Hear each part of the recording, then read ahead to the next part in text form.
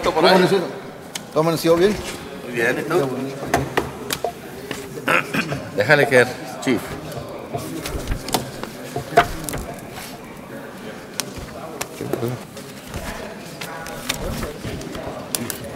Copy ¿De qué?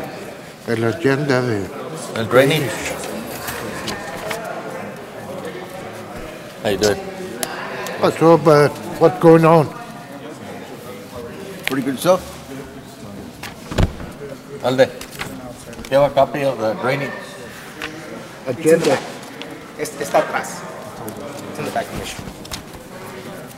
It's the last of the agenda. Where's your agenda? Enfrente. Go to the back.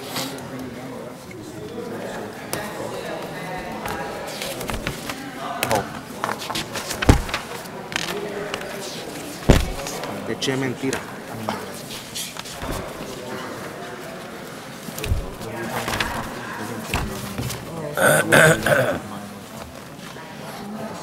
So this is how it's supposed to look. Actually, they're gonna have multiple orange over here. So there's gonna be a business coming through here. So it's gonna be a one-way left, one-way left. So this is over here. Oh, so there'll be a blue road here.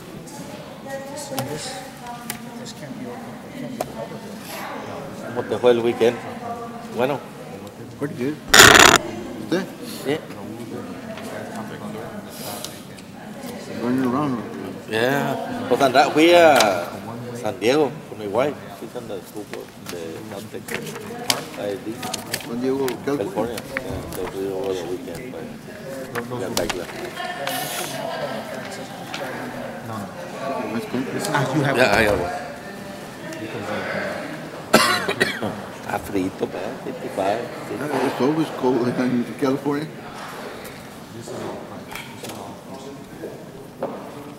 And if you go further north, like in San Francisco, ahí está frío. Ahí, un año fuimos ahí, pues su pata y el airecito. ¿Es de California? No, no de California. Pero I like to go there. The first time I went to San Francisco, the first thing we did, we went to get the windbreakers. Tough for you.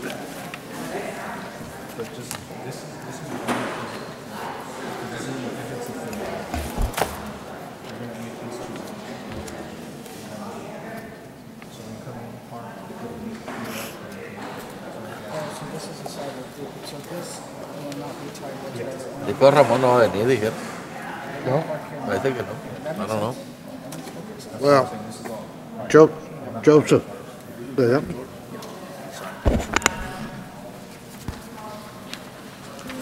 Morning. It is after 9, so we'll get started with the Drainage District meeting. I'd like to welcome all of you. Roll call, we have Commissioner Palacio, Precinct 4. Precinct 1 is here, and myself. We do have a quorum. Do we have anybody sign up for the... Yes, sir, we do. I believe we have one individual sign up, Ms. Ann Cass.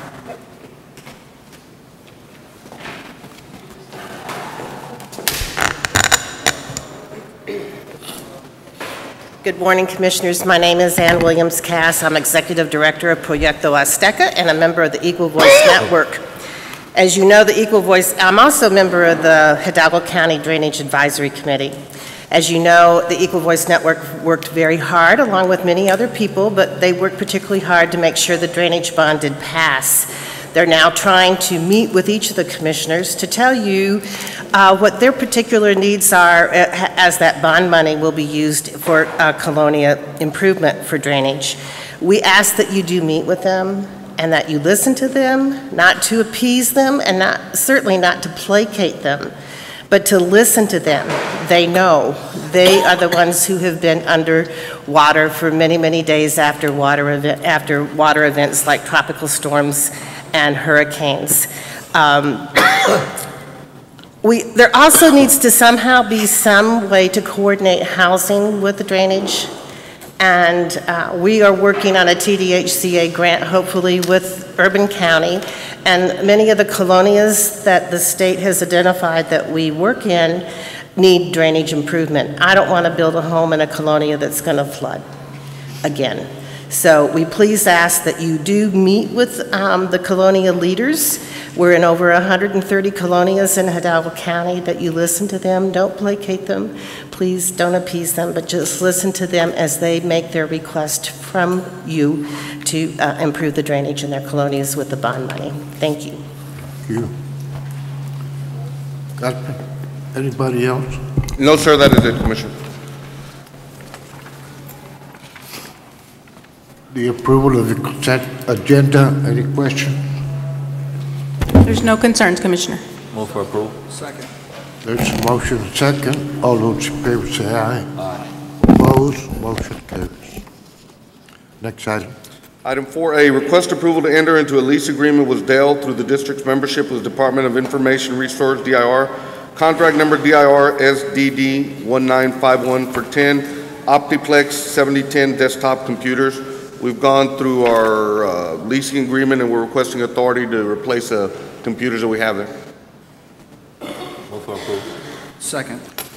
Motion second. All those in favor say aye. Aye. Opposed? Motion carries.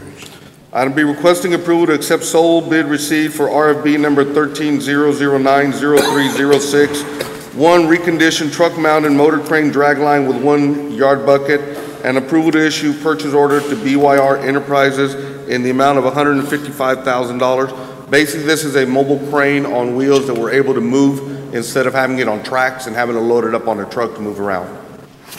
Move for approval. Second. Those in favor indicate by saying aye. Aye. Aye, motion carried. Item C, request approval to accept sole bid received for RFB number 130130410, gasoline on and off highway diesel fuel, and approval to award contract to Gold Star Petroleum, Inc. The bids this year were a little bit less than last year. They were the only bidder that came in, which was Gold Star. Move for approval. Second. Those in favor indicate by saying aye. Aye. Aye, motion carries. Item D, requesting approval to advertise RFB number 130160510, mile 17 and a half road improvements. This is the interlocal that we have with the precinct, with the city, with the school districts, in order to begin improvements on a siphon and the road improvements with the precinct. Move for approval. Second. Those in favor indicate by saying aye. Aye. Aye, motion carries. Item 5A, request approval of budget amendment from the district's general fund for the carryover encumbrances from 2012 for the maintenance and operation and administrative department.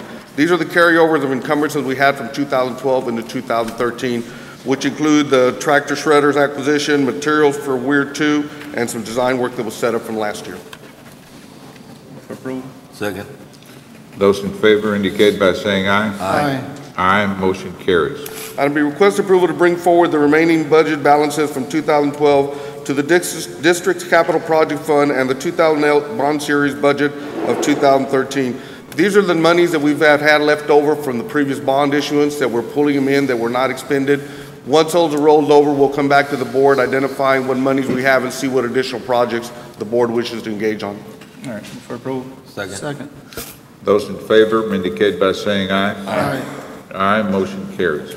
Under 2013 Bond Series Rural Drainage Development Precinct 3, requesting approval of supplemental agreement number 1 under contract for professional engineering services between Hidalgo County Drainage District number 1 and L&G for the management and professional engineering services for Precinct 3 La Jolla Watershed Improvement Project as approved by the board February 5th, 2013 to reflect the amended Exhibit B, scope of services to be provided by engineer. This does not have any monetary issues. It's just the administrative part of labeling everything that can be done under the contract. Move for approval. Second.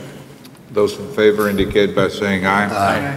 Aye, motion carries. Item B, request approval of supplemental agreement number 1 to work authorization number 1 under agreement for professional engineering services between Hidalgo County Drainage System number 1 and LNG Engineering for the management and professional engineering services of Precinct 3 La Jolla Watershed Improvements project as approved by board on February 5th, 2013 to reflect the amended Exhibit B scope of services to be provided by the engineer. One of the amendment of the contract, the other one the amendment to the work authorization. Second. Those in favor indicate by saying aye. Aye. Aye, motion carries. Item C, request approval to reimburse the district's general fund $88,524.98 for the first invoice payment of the La Jolla Watershed Improvement Project as per reimbursement resolution approved by the board on December 4th, 2012. This is where the district recovered its money since we were using the advanced funding resolution to use our own money until the bond money came in. Move for approval. Check.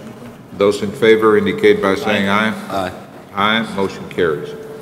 Item C, under Delta Area Watershed Development Precinct 1.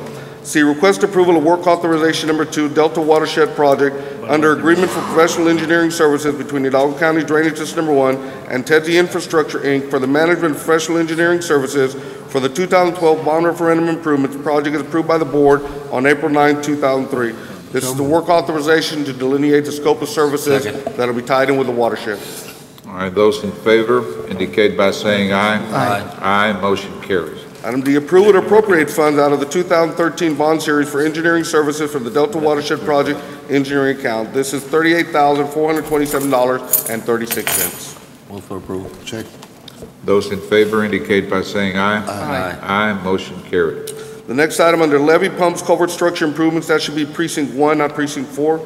So request approval to work authorization number 3, flood pumps 1, East Donna Drain, 2, Westlaco Drain, 3, South Mercedes Drain, and 4, Mercedes Lateral, under agreement for professional engineering services between Hidalgo County Drainage District Number 1 and TEDSI Infrastructure Group for the management of professional engineering services for the 2012 bond referendum improvement project as approved by the board on April 9, 2013, to reflect geotech costs per pump location. So moved.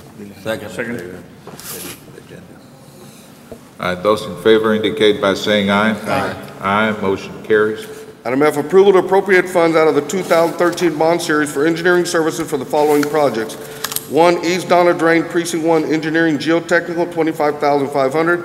Westlaco Drain Lateral Precinct 1 Engineering Geotech, $25,500. South Mercedes Lateral Precinct 1 Engineering Geotechnical, $25,500.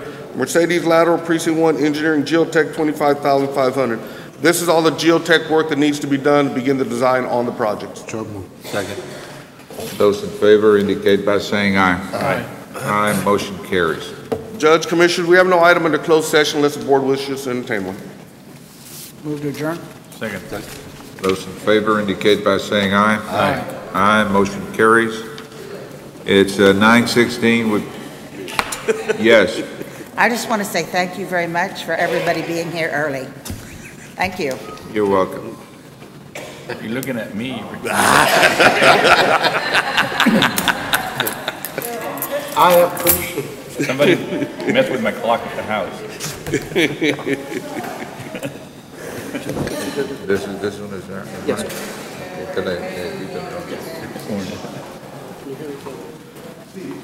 You have the supplement, the backup on these on the proclamations. Okay. And we have a veterans group here, I've got their names. We have a veteran that received the badge.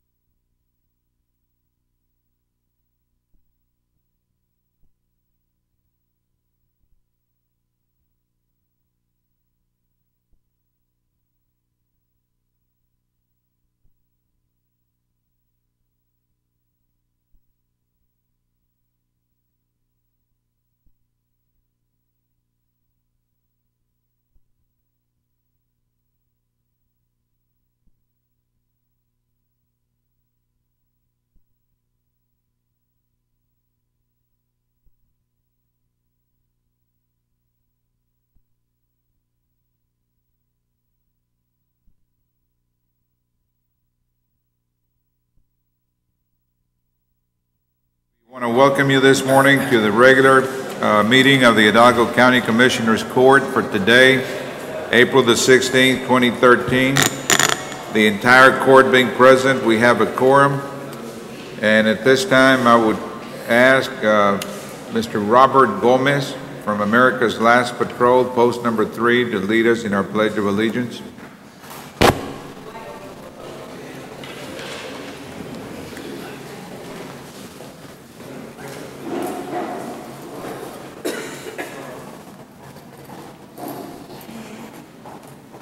Morning, gentlemen.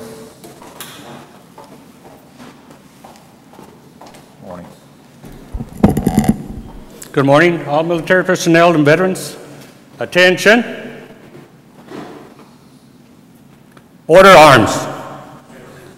I pledge allegiance to the flag of the United States of America and to the republic for which it stands, one nation, under God, indivisible, with liberty and justice for all. Order arms. Thank you. Good morning. Ms. Townsend?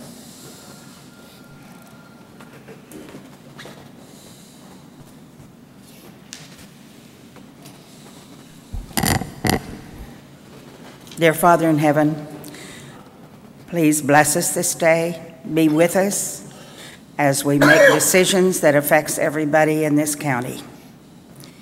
Please guide us. Please bless all veterans wherever they may be. Bless all the people who are affected by the tragedy in Boston. Bless our nation. Help us be safe and keep us free.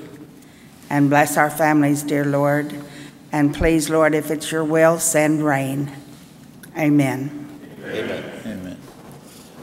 If you would remain standing, please join us in a moment of silence in honor of the memory of those 3 individuals that died in that incident in Boston and the 176 casualties that resulted from that tragedy.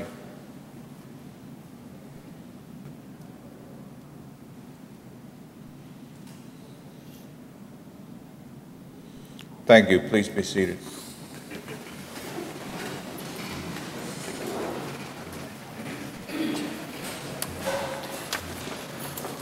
Is Mr. Salazar here? Not yet? Okay. Then we'll move on to our consent agenda. Any concerns, Mr. Ofracio? Judge, I would like to ask that a couple of the consent agenda items be pulled for discussion. Consent agenda item 8A and 8C. All right, need a motion to approve subject to those 2 items? Move for approval. Those in favor indicate by saying aye. Aye. Aye, motion carries. 8A concerns what, sir? I think, are you going to address it, Marty? It's related to the purchasing department. There is an item on the consent agenda, item 37974, in which it is a request to approve a work authorization 2 with LNG. Unfortunately, and through an erroneous mistake, the requisition was converted that is on the work authorization to be approved shortly, was issued a purchase order and sent to LNG. LNG commenced the work upon receiving the purchase order prematurely before this item is on for approval. I do ask that we move on with the item so that the rest of the work, we spoke to them late yesterday afternoon. This was all discovered late yesterday afternoon, so that they can commence their work later today after this has been approved. And I suggest that I can bring the agenda item again next week to waive that portion of the work authorization for this one only, dispensing with not commencing work prior to the approval of the work authorization. So actually, you want us to approve this? Yes, item? I want you to proceed because there's still work to be done. How would you want the motion to read? Exactly as it is. I will make Well, that's my motion then. To approve it? To approve. Yeah. I will bring something that will remedy that situation. All right, we have a motion and a second to approve. Those in favor indicate by saying aye. Aye. Aye, motion carries. The second item is item 8C, and that is merely to, we will read aloud what the point of information is, and that is for invoices 113-24401 and 113-24406. Should be FM 2221 from FM 681 to State Highway 364, and Mile 2 North from Minnesota Road West to State Highway 364 respectively. And that is for the record. And we can proceed to approve. Move for approval. Second. Those in favor indicate by saying aye. Aye. Aye, motion carries. Thank you. Thank you, Marty. All right, thank you. What item are you going to address, ma'am? It's under item 8A1. I believe the caption is... Hold on, please. Oh, I'm sorry. On the regular agenda? Yeah, on the regular agenda. On the consent agenda, he had a concern? Oh, on the No. But it's on the regular agenda because of the caption that it... But he didn't have a concern on that one. He had a concern on 8A and 8C. We haven't gotten to that agenda I'm sorry? item yet. We have not gotten to that agenda item yet. Okay, well, I saw it on here, and I thought I would address it now. Yeah, well, it was 8A. We'll get to it in a little while. Okay. The other one is regular agenda. All right, next item, item 5, open forum. First presenter is Mr. Frank Travers.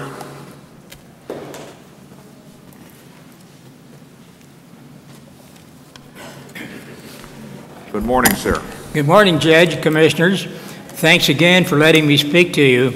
I want to bring to your attention this morning some breaking news on the Channel 5 News that the Veterans of Foreign War Post in FAR are losing their home. Their home, not in the sense that anyone lives there, but their meeting place and watering hole that's been in the downtown FAR area for many years. It's announced that they held that home on a $1 a year lease from the city of FAR, and it's been sold out from under them without any notice whatsoever. I'm a veteran, not a member of that post, but I'm sure I would have been glad to give a few dollars to try to alleviate this problem. And if a few other 1,000 people had done the same, there might have been a better solution to this. Now, I realize this is not an issue for the county commissioners. However, public awareness is the key. And I'm hoping that perhaps some of you commissioners might have some special relationship with the top officials of the city of FAR, and that more good heads that are put together to try to work out a solution, the more likely it is that it's going to happen. And again, public awareness is the key. And I would hope that something could be done while it's a done deal. Sometimes done deals can be undone if the proper means is found. Now, these veterans have traditionally met there for years, and there's some way this can be continued or a better location found. I just wanted to bring it to your attention. Thank you very much for hearing me. Thank you, sir. Next presenter is Opal Billman.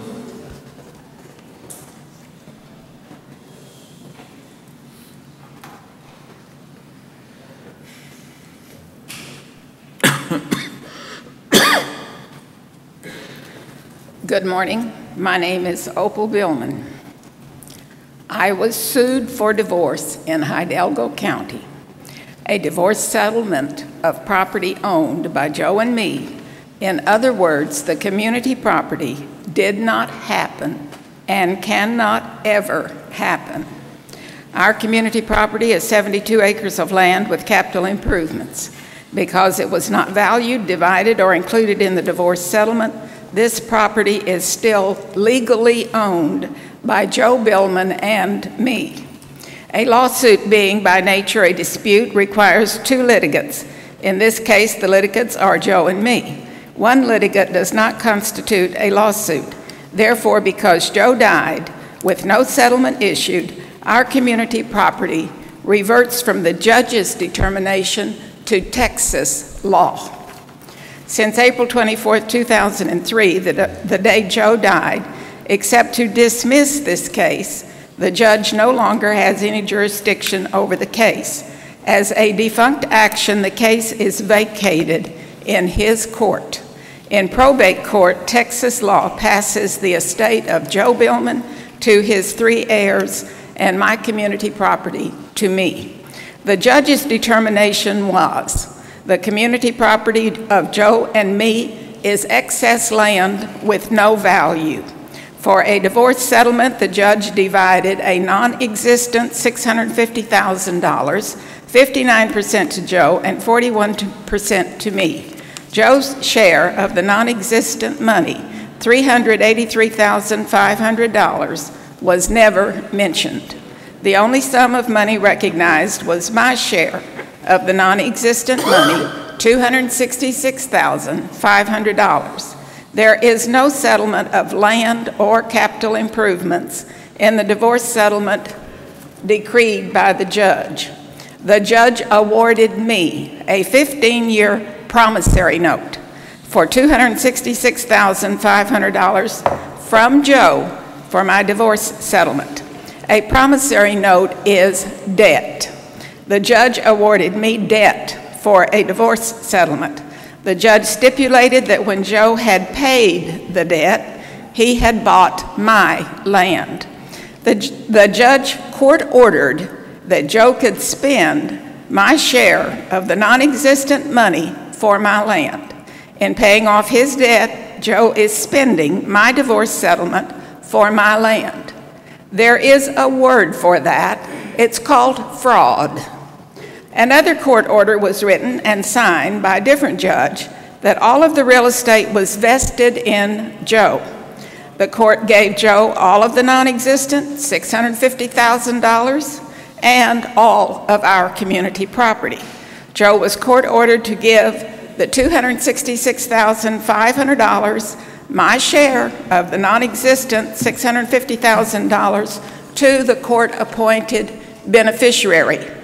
When Joe died, the court-appointed beneficiary was holding the borrowed $266,500 and an owality deed of trust that states the beneficiary paid Joe $10 for all of our land. I know that Joe Billman never sold any of our property to anybody. The owality deed of trust must be invalidated. The court has no authority to gift the entire life work and investments Joe and I accomplished to someone they chose for free and call it a divorce settlement. It's not the law, and it's not democracy, and it is definitely not justice or fair. And if the purpose is to take land and capital improvements away from rightful owners with a payment to them of nothing, it would also be a crime. I am requesting this board's assistance in having this case vacated with the release of our property and the end of the police-enforced restraint of my freedom of motion. Thank you very much for your time. Next presenter is Lupe Chavez.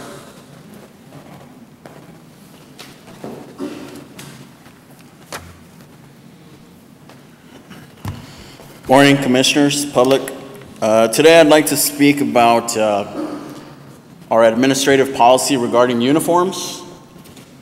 Number 11 of that policy is improper uniform wear. It's prohibited for personnel issued a uniform will not wear a uniform while off duty to any political gathering or location that may be deemed as inappropriate unless their presence is of an official nature.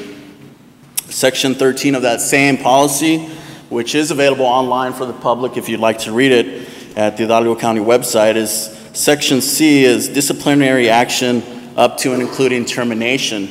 Now, in 2012, and I'm sure many of you have know this, but there was a campaign commercial which featured Hidalgo County property, namely SWAT vehicles from our Hidalgo County Sheriff's Office. It also included officers from SWAT with a sheriff on the back of their uniforms. It also included what appears to be usage of our Hidalgo County Detention Center with officers of the Hidalgo County Department in their uniform and readily identifiable.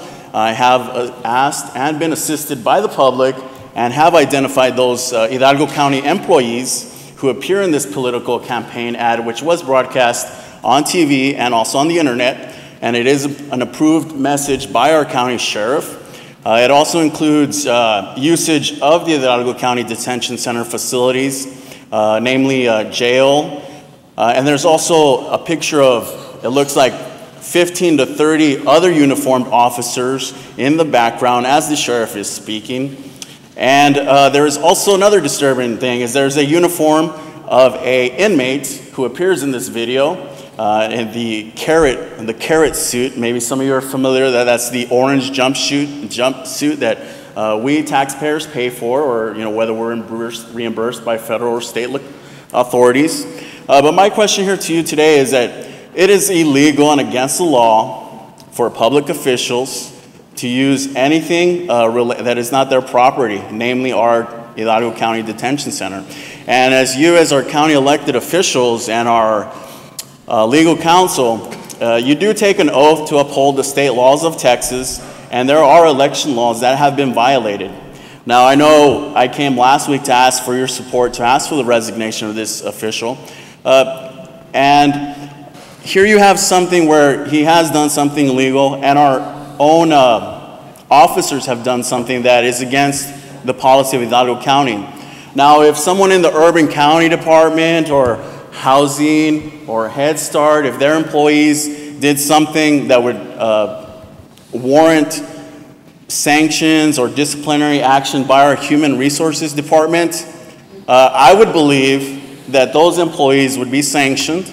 Now, I am currently investigating whether any of those officers have been sanctioned, but it seems to me if somebody appears in my political campaign commercial that I pay for with campaign funds using Hidalgo County property, and my employees break the law, but they're in my commercial, and I'm their supervisor, well, I doubt anything would happen to them. And that should concern you as our elected officials and you as department heads, that members of different departments are not above the law. And I am sure and aware that in our agenda, items from the Hidalgo County Sheriff's does come to the Commissioner's Court for approval. And so you do have the ability to look into these matters, and I will be. You got about 30 seconds. Thank you. I was summing up. I will be continuing to follow this matter. It is a black cloud that continues to hang over our county, and we talk about what happened in Boston. That happens here across the border on a daily basis, where people have to fear live explosions due to our drug corruption.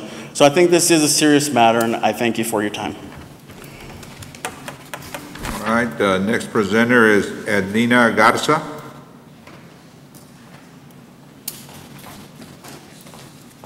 Good morning, Judge. Good morning, Commissioners. Good morning. I'm here on behalf of Donate Life Texas and the Texas-Oregon Sharing Alliance. We are celebrating the 10th annual National Donate Life Month, where we recognize organ donor families, recipients, and people who are on the waiting list. Around the country, we have more than 117,000 people who are waiting a second chance at life. And I'm here today to ask the county, the employees, and the community at large to support this month by, on Friday is National Wear Blue and Green Day. We encourage everyone to wear the colors blue and green in support of our cause of organ, eye, and tissue donation. And anyone who is interested in registering to become an organ donor can do so at donatelifetexas.org. It is free of charge. It only takes a minute, and you can save the lives of up to 8 people as an organ donor and improve the lives of up to 75 people. And I'd also like to present the court with some green bracelets that you can wear on Friday, if I may. Is that okay? Sure. Yes. Thank you.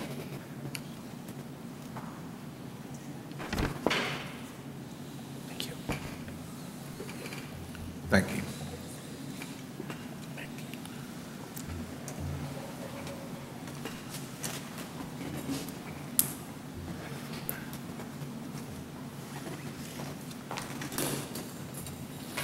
All right, next item, item 6A. Rick, I understand you provided every commissioner in our office with a written report? Good morning, Judge. Good morning, Commissioners. Yes, sir. Each commissioner has in their email a report of the weekly reports at the legislature. If anybody has any questions on any item? They're welcome to call me, Judge. Yes, sir.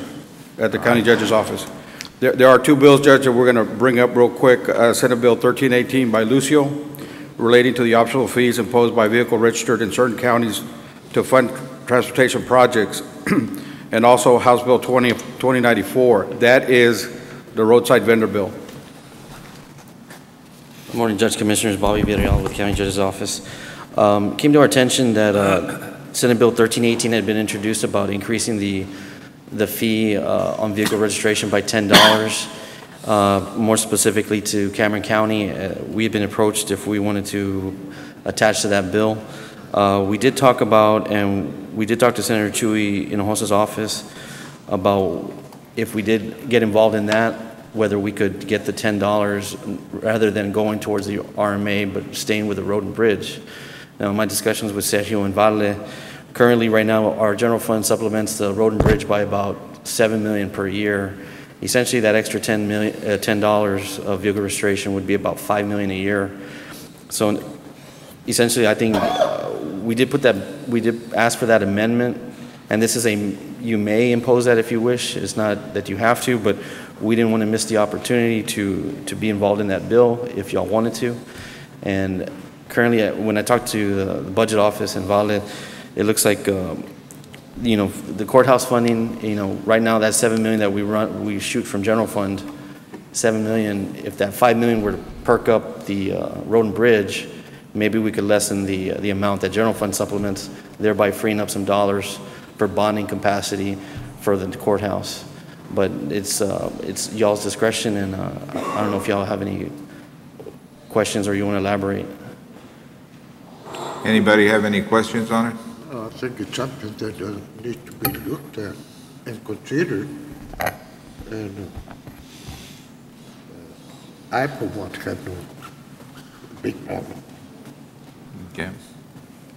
Any other comments? Well, Judge, I also, obviously, the county's experience, obviously, we're always experienced in growing pains and trying to figure out how we can supplement the need that we have out there. It's something to consider.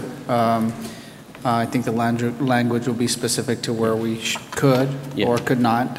It's something worth looking into, especially as we continue having the issues to the courthouse and the shortage on R&B, and it's something that we should look at. And Rick is passing out the language of the amendment, but it was just an opportunity that we got alerted to, and we just didn't want the county to not have that option. But again, they're still looking for other bills to attach to, and they're still looking just to determine whether it's constitutional to supplement the road and bridge as it exists further. But we'll keep you apprised of where it stands at the legislature. But if y'all have any questions or we want to delve into it further. All right, sir. Thank you. Thank you. Raul Cecina, I believe. Mr. Cecina. Good morning, Judge, Commissioners. Raul Cecina, Planning Administrator. The bill that is being proposed is going to be heard this Thursday is House Bill 2094, and it deals with roadside vendors. This actual bill, originally 2 years ago, the legislature both approved it in the House and the Senate with the exact wording that it currently exists. However, it lowered the population down. When it got to the governor's desk, he vetoed it because there were some concerns about some regulating some of the small businesses and so forth. So before session started, we were fortunate that Mr. Osuna, Jesse Osuna from Precinct 4, was able to coordinate a meeting with the state rep and some people up there. We traveled up there and met with the transportation advisor to the governor's office, and we looked at this bill and addressed some of the issues that they've had. Basically, this bill, all it's doing is allowing the county to regulate roadside vendors, and it puts some limitations on only on roads that are posted for a speed limit of 40 miles an hour or faster, and it also allows the county to adopt the regulation that sets a setback from the road itself, half of the right-of-way width. So what we're trying to prevent is for those vendors that do come to the county and get permits to be able to sell properly and provide proper access and ingress and egress from the properties, traffic safety and things of that nature. So we feel this is a good bill for the county. I know in a lot of areas we see a lot of vehicles that stop on the side of the road and sell just from livestock, dogs, cats, all the way to fruits and stuff. And we want to promote that type of enterprise, but we also want to be able to provide a safe traveling area for our traveling public, and that's the intent of this bill. I thought this bill was aimed at making it illegal to sell dogs and cats. It is, yes, sir. That's one of the things. That's one of the things that addresses that they here. were still going to be able to sell fresh fruit and vegetables on the side of the road, as many people. They will with the proper separation distances, Judge. And here it says, county regulated vendors under subsection may require that a vendor be located not less than the edge of the public right-of-way no closer to the edge of the public right-of-way than a distance that is equal to half the width of the right-of-way adjacent to the highway or road, which allows the proper separation. We're not saying they can't stop and do their vending. We just want to make sure they have a clear zone, clear area, that they're not right on the side of the road. I mean, right on the, pretty much on the, almost on the pavement. So that's the only thing that we're trying to do here. What number is it? Because I don't see it here in our report. It's House Bill 2094. I was notified yesterday that it was on hearing for Thursday. I don't know if Rick was tracking it, so he was telling me right now that. Do you have a copy of it? I did not bring a copy of it, Judge, but I can get one printed and bring it to you here in just a few minutes. All right. I do apologize, I didn't bring that, but. Yeah, bring 5 of them. I'll provide copies here to the court in a few minutes. Now, after you get that, Judge, I know I'll be here still because I have an item on the agenda. I do want to ask the court if, obviously I want to provide an opportunity for you to look at it, but I'd like to get some direction for the court. I've been asked to go up and testify on it. Obviously, 2 years ago, they got to the governor's desk, and we, as I mentioned, we did some work with the governor's office and the state rep to try to get it to this point. Now we're hoping that we can get it back up there again, but they want to see if we can go support it since we were the ones that were tracking it and working on it. So, but I will get you the language on it so you can read it, and I would like some direction from the court as to if I'm allowed to travel up there Thursday. I'll be traveling up and coming back the same day. Yes. So. Okay. Thank you. Yes. Can I go with you? Ms. Townsend. I ask anybody who's interested in this to drive down 107 on Saturdays. I've asked my husband not to go that way anymore when he's got me with him going to the ranch. It's unbelievable. It is very, very dangerous. And they are right next to the road, and they're selling all these animals and goats and all kinds of things. And people are stopping in a hurry. I mean, they see it and then they pull over and they don't get all the way off the road. It's terrible. And it's definitely a safety hazard, and somebody needs to do something about it to make it better. Thanks. All right. Thank you. Our next item, we're going to be moving up to item 16A.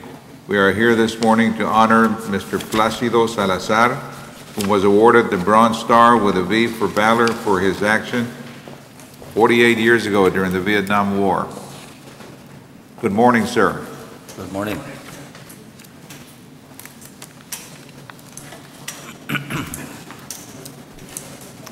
This is an item being presented by County Commissioner Precinct 1. Yeah, it's an honor for me to Cuellar. introduce this resolution honoring Placido Salazar, that was grown and raised in La Villa, Texas. So it's an honor for us. Karina. Good morning, Judge Commissioners. Before you begin, we want to also acknowledge the presence of members of America's Last Patrol, the American GI Forum, and veterans, excuse me, of foreign wars.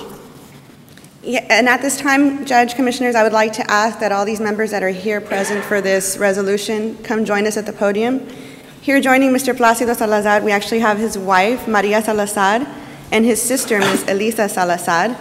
And as you mentioned, we have members of those veterans organizations, including Commander Felix Rodriguez, Commander Richard Peña, State Vice Commander Jose Maria Vasquez, Mr. Jose R. Salazar, Robert Gomez from Last Patrol, Daniel Romero, Sergeant of Arms, Juan Olivas, and Rolando Mercado. And at this point, I'm going to hand it over to Mr. Felix Rodriguez, who will read the resolution and tell you a little bit about Mr. Salazar's illustrious service. Thank you.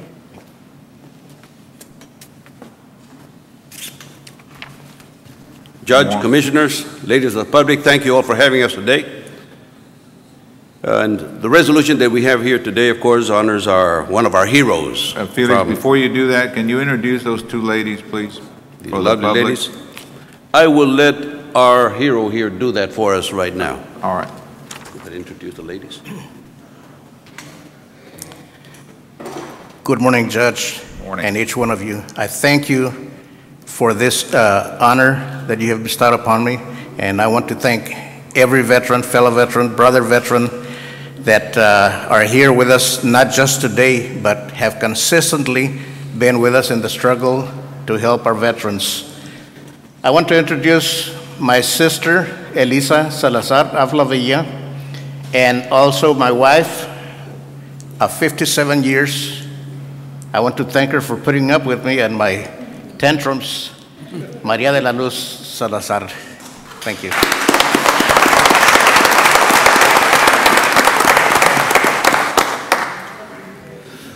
The resolution reads, Resolution in honor of Technical Sergeant Placido Salazar. Whereas Technical Sergeant Placido Salazar, born in Edcouch and raised in La Villa, enlisted in the United States Air Force in 1956 at the young age of 17, eager to serve his country during the Vietnam War, and whereas on August the 21st of 1965, then Airman Salazar unselfishly risked his life while on duty as he and his comrades came under attack by a heavy barrage of mortar fire at Bien Hoa Air Force Base at the Republic of Vietnam. And whereas Airman Salazar left his post to assist two senior officers who were heavily sedated in their mobile quarters, carried them to safety one at a time, then remained with the officers until help arrived. And even after all the personnel were safe, he went back to his command post to guard highly classified documents until he was properly relieved. And whereas Airman First Class Placido Salazar was awarded the Bronze Star with Valor for his heroic actions and unselfish dedication to duty, and the Purple Heart for wounds received in action on that fateful night. And whereas Technical Sergeant Salazar continues to be a hometown hero, a symbol of strength to many in the La Villa community and the Delta area for his brave actions and unwavering patriotism. And whereas Technical Sergeant Salazar now dedicates his time to his family, including his wife, Maria de la Luz Cantú de Salazar, son Plácido Jr. and his wife Teresa, son Rogelio and his wife Brenda, son Enrique, son Eduardo and his wife Kim, daughter Norma Viuda de Tamés, and son Javier and his wife Sarah.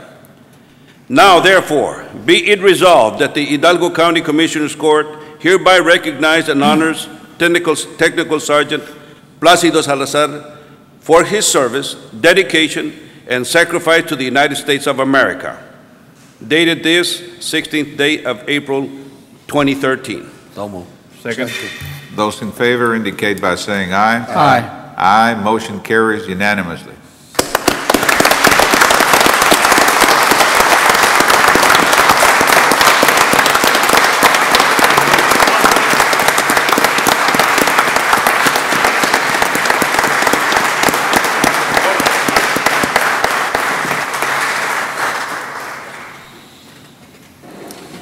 Again, thank you all.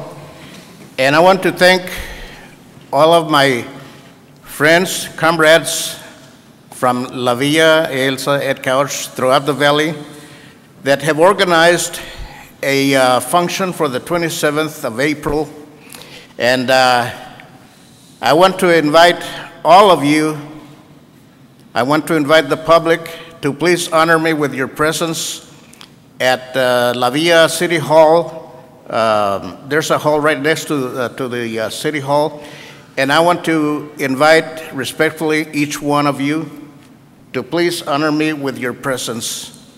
I want to thank all the veterans that have made the trip to Austin, Texas to secure better care closer to home right here in the Valley for all our veterans.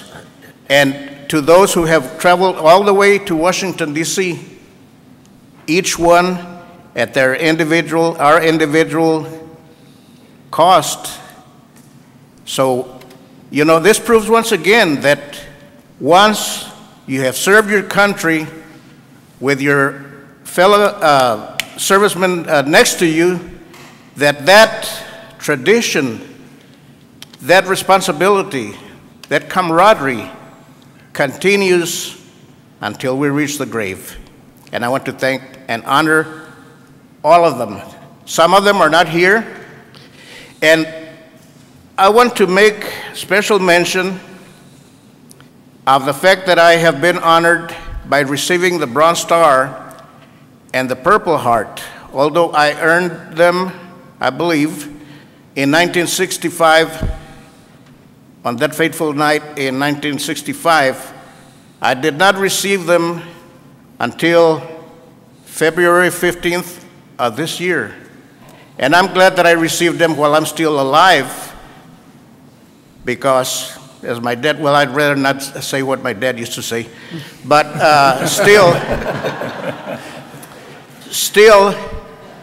I want to mention that there are a lot of veterans, especialmente mexicanos y otras minorías, que no han sido reconocidos por su heroísmo, así como a mí me ignoraron por tantos años y tuve que luchar para que me presentaran lo que un coronel sintió que yo merecía, pero por un simple acto de racismo de parte de otro coronel, tuve que luchar todos estos años, y así como yo arriesgué mi vida para salvar a otros compañeros, así mismo hay muchos de nuestros héroes que no han sido reconocidos, y quisiera compartir este honor con cada uno de ellos.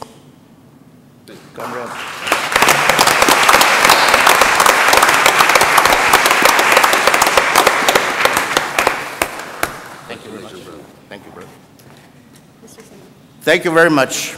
Thank God you, bless. sir. And it's at what time? At La Villa City Hall, April 27th, and the time is what, sir? The time that you're going to be honored? That's at 2 p.m., Saturday, the 27th of April. Thank you, sir. Y vamos a tener cafecito y panecito también. Thank you. Let's go take a picture.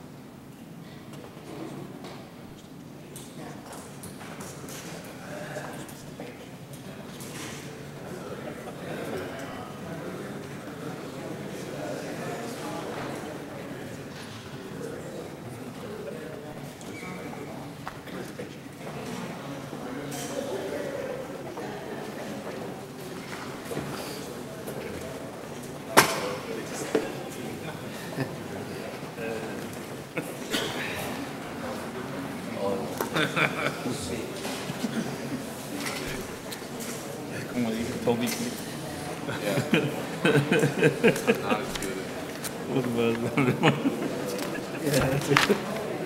All right, next item, under item 6B, we have a resolution honoring our Lubbock County officials. Yes, sir. I'd like to introduce Ms. Yvonne Ramon. The item reads, Resolution Honoring Lubbock County Officials. Are they here? They are not here. They're on their way. They're en route from Lubbock, but we still wanted to honor them on this occasion. As you know, they're visiting Hidalgo County this week for the Vote Center committee meeting and workshop. Lubbock County was the first county to establish vote centers, and officials there so enthusiastically support the vote centers program that they are making the time and spending their own money to come down and educate and inform Hidalgo County officials, residents, and the general public about their successes with the program. So this resolution extends our appreciation to Lubbock County for their support and assistance with kicking off the planning part of the development of vote centers. If I may read the resolution. Resolution honoring Lubbock County officials. Whereas Hidalgo County is moving forward on plans to establish vote centers or countywide polling places, and whereas the establishment of vote centers will allow election day polling places to operate in a similar manner to early vote locations, giving registered voters in Hidalgo County the option of voting at any polling location on election day instead of having to vote at their precinct polling locations. And whereas in 2005, the Texas legislature authorized a pilot program to permit vote centers, and the first program was implemented in Lubbock County in 2006. And whereas since 2006, other counties have followed suit, successfully implementing vote centers throughout the state. And whereas Lubbock County supports the vote centers program so enthusiastically that officials are traveling to Hidalgo County this week to share their experience and successes with county leaders. Officials include County Commissioners Bill McKay and Mark Henrich, Elections Administrator Dorothy Kennedy, and Chief Deputy in the Elections Office, Roxanne Stinson. Now, therefore, be it resolved that the Hidalgo County Commissioners Court hereby recognizes, honors, and extends its appreciation to Lubbock County officials for their support, guidance, and encouragement in the development of vote centers in Hidalgo County. Dated this 16th day of April, 2013. Second. Those in favor indicate by saying aye. Aye. Aye, motion carries. And as we mentioned, they're en route right now to Hidalgo County, and we will present them with this resolution during their visit once it's executed. We also wanted to take this opportunity to remind members of the court and the public that there are two events happening this week that coincide with the visit. The first is tonight at 5:30 is the Vote Centers Committee meeting at the Precinct 3 Brayfogle Pavilion. And we'd like to thank Commissioner Joe Flores for the use of the Precinct 3 Pavilion space, and to all committee members who will be in attendance. And the big one that's happening is tomorrow is going to be a Commissioner's Court workshop with the Lubbock County officials. And that will be tomorrow, Wednesday, April 17th at 10 a.m. at the Edinburgh Conference Center at Renaissance here in Edinburgh. We want to encourage all residents and city and school election officials. We encourage them to attend this workshop to learn more about the vote centers and what they will mean for Hidalgo County. This event is free and open to the public, and we have sent out a media advisory, so we're hoping to get a good response, and we encourage everyone to attend. And we'd also like to thank the Advocacy Alliance Center of Texas for hosting this workshop. And I don't know if Ms. Ramon wants to add anything? I would just like to thank you, Judge, and the Commissioners Court for your support as we move forward on this exciting day, which is the kickoff for the vote centers. I have been talking to the court and the Elections Commission Board now for almost 4.5 years, getting the county ready in preparation for vote centers, which I know will be something so positive for the community of Hidalgo County. So as we welcome Lubbock County, and I did tell my staff that if they do walk in and the court is still in session, for them to bring them over. So as we prepare, and we thank Lubbock County for taking time to tell us of their experiences, because they adopted this in 2005 and their first experience was in 2006. Now they are working with the legislatures during this legislative session to bring the primaries into vote centers as well. They have worked with the legislature and they've adopted the May elections to also work with vote centers. So they already have the general elections in November, the May general elections, and now they're working to try to get the primaries also into vote centers. So thank you for your support, and again, I remind you of today's workshop with the committee members, and then of course tomorrow, your workshop at 10 a.m. Any questions? Thank you so much. Thank you, Karin. Thank you. Next item, item 6C. Item 6C is the recognition of the Hidalgo County Auditor for receiving the Certificate of Achievement for Excellence in Financial Reporting.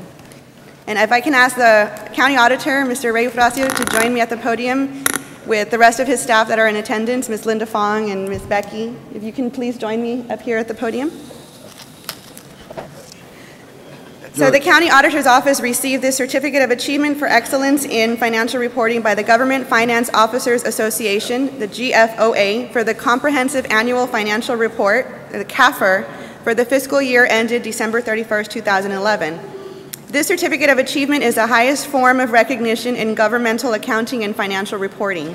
This award is a very prestigious recognition, and this is actually the 9th year that the Auditor's Office has received this designation. The CAFR was judged by an impartial panel to meet the high standards of the program, including demonstrating a constructive spirit of full disclosure to clearly communicate its financial story. And I'd like to present this on behalf of the Commissioners Court. This certificate of achievement for excellence in financial reporting presented to the County of Hidalgo, Texas, for its comprehensive annual financial report for the fiscal year ended December 31st, 2011. Congratulations, Mr. Eufrasio and your staff. Have any concerns? Any concerns?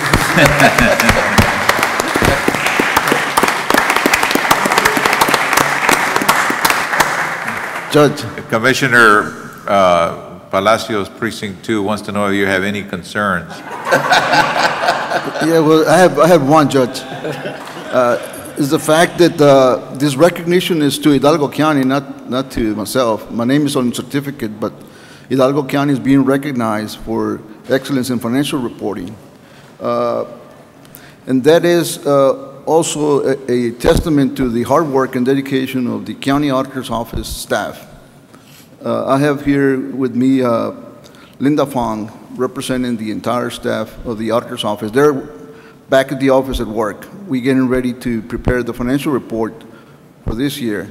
And I also have with me Becky Luna. Becky is the director of the Audit County Division, and they're the ones responsible for putting together the financial report. And also with me is Letty Chavez. Letty is the supervisor for internal audit section.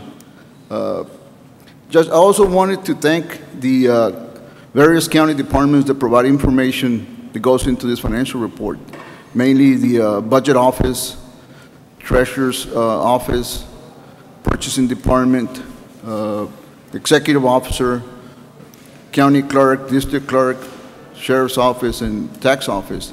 They provide financial information that is put together into this financial report.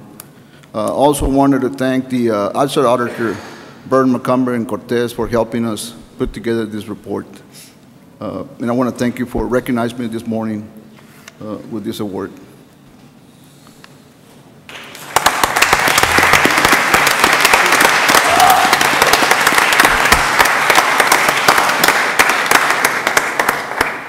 Congratulations, sir. Congratulations.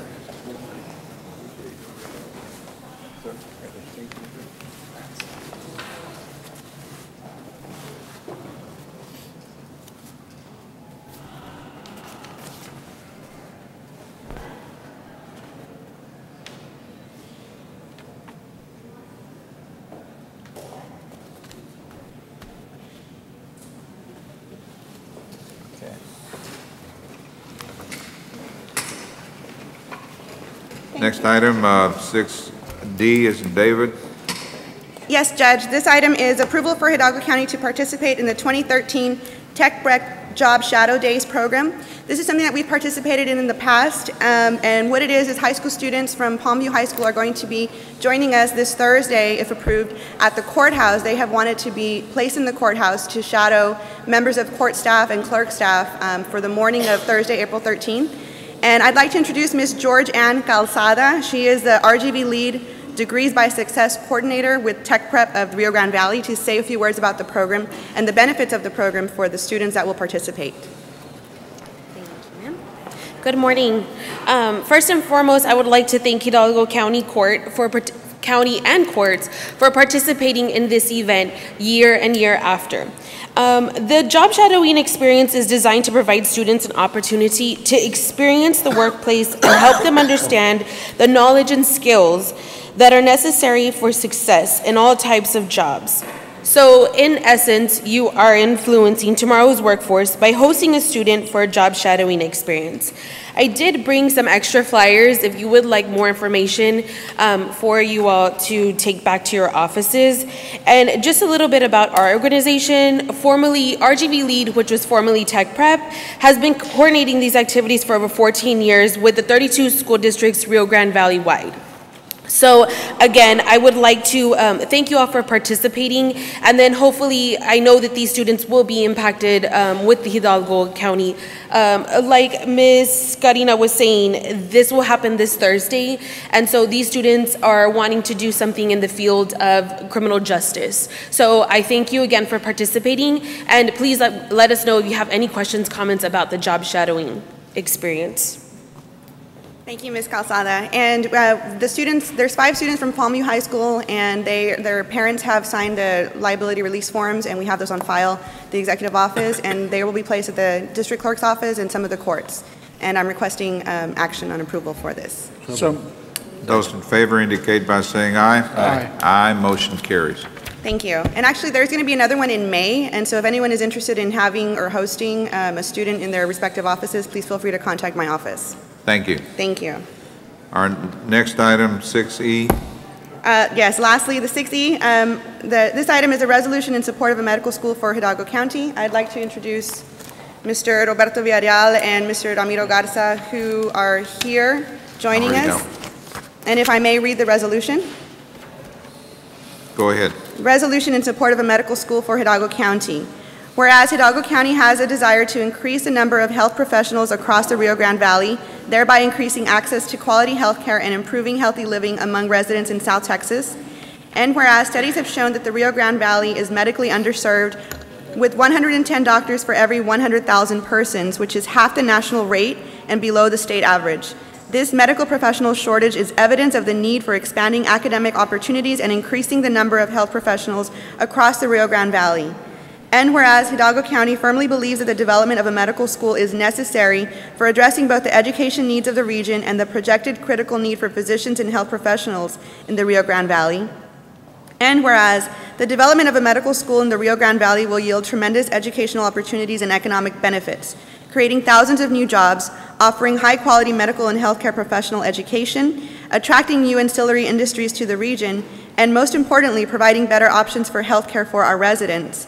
And whereas Hidalgo County has expressed its strong support behind legislative efforts to develop a medical school in the Rio Grande Valley, Hidalgo County supports a vision for a medical school built on a community-based distributed model of medical education that considers the medical facilities in the Rio Grande Valley, as well as the resources and investments made available for building campus facilities.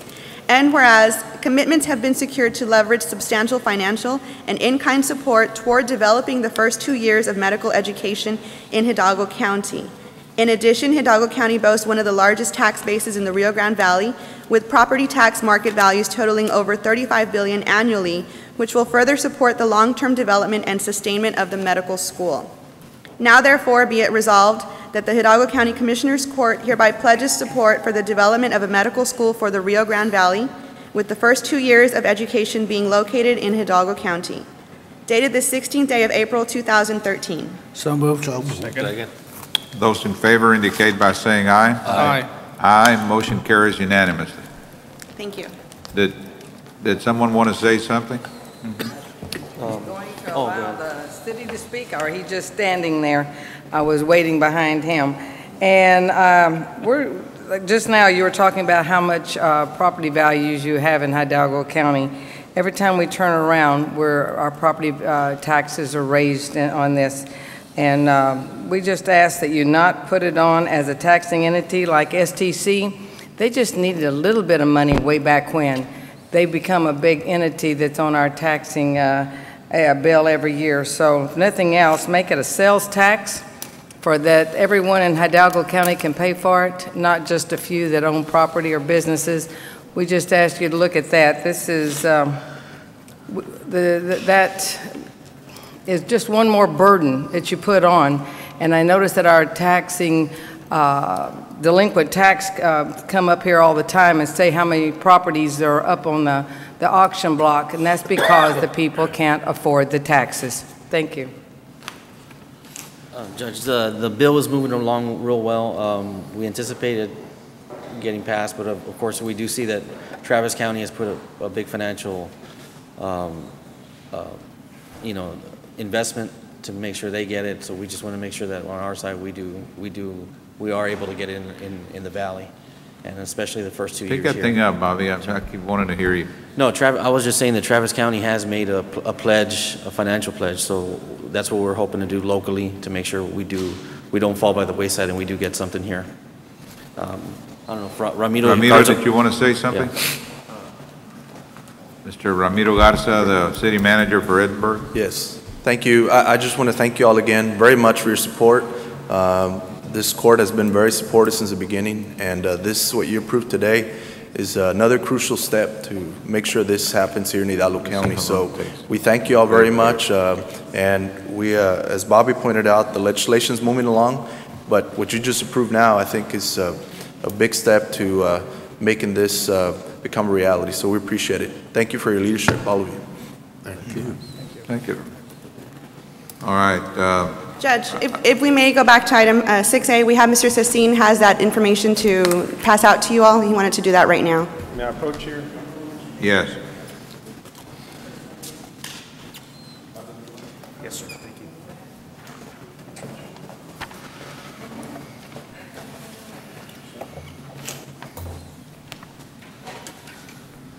Sir.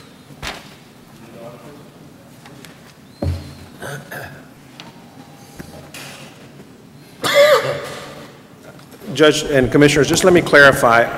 All this is doing is basically giving the county the authority to create a regulation for roadside vendors. And it limits the livestock. Obviously, in there it says you can regulate in the incorporated area on a county road that's 40 miles an hour or more. And then it further says sale of items by vendor of food or merchandise, including live animals. So the court could, if this law were enacted, could create a regulation to say for roadside vendors, we'll do this. For live animals, we'll do this. You know what? You indicated last time when we talked about this that yes, sir. The bill had been passed last time. The governor vetoed it. Correct. And that bill prohibited the sale of live animals, correct. Dogs, cat, whatever, and food, and it got vetoed because of the food provision. And I thought it was going to be reintroduced along the same lines, but this time limited to the sale of live animals, which is where a lot of the problems lie. The meeting that we had with the transportation advisor of the governor, his concern was on the rural county roads that are 10, 15, 20 mile an hour. No, and that's a very valid concern, but I'm talking about the ability to be able to regulate the sale of live animals. This will give you that authority. Well, only as to where they can sell them. If we want to prohibit the sale of live animals, this doesn't stop it. My understanding is this is the exact same wording that Houston and the bigger cities have to regulate the sale of live animals. And if you say you're going to regulate, you could say, well, you have a veterinarian certificate, whatever, now you can't sell it, period. The court could take that action. Now, I'm not an attorney, and I know I just handed that to Mr. Crane. He hasn't dissected it, but that's the understanding of the intent of the law that is currently on the books in Houston. And that was the reason it was created. Steve, will this allow us to prohibit the sale of live animals on the side of a road? Judge, if you look at item B, it expressly says that if you're in a county less than 3.3 million people, you may not prohibit the sale of livestock.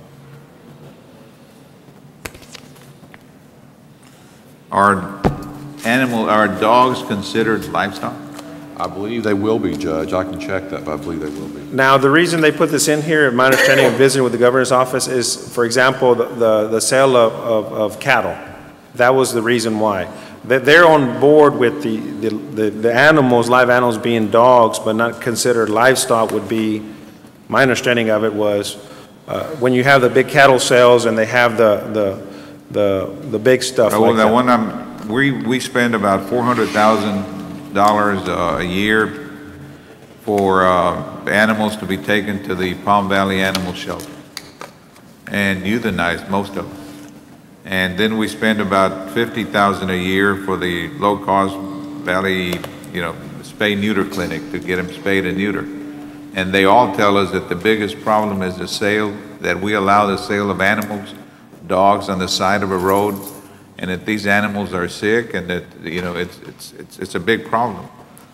And we needed to address that, and I thought that's what the bill also did. And that's my understanding of it. Now, the livestock, again, the interpretation that we got on the livestock when talking to the governor's office was the reason they put that in there is because they were referring to when they have the big sales of cows and whatever livestock, not necessarily dogs, and they understand the problem that with what you mentioned, Judge, in other areas as well where dogs are being sold on the side of the road, they want to prohibit that as well. And our understanding that this will give us that authority because we'll be able to regulate those type of sales of live animals, with the exception of livestock. Work with Mr. Crane, of and course. Maybe if you can get something in writing from him that says that that is the case, that's Okay. a different issue then.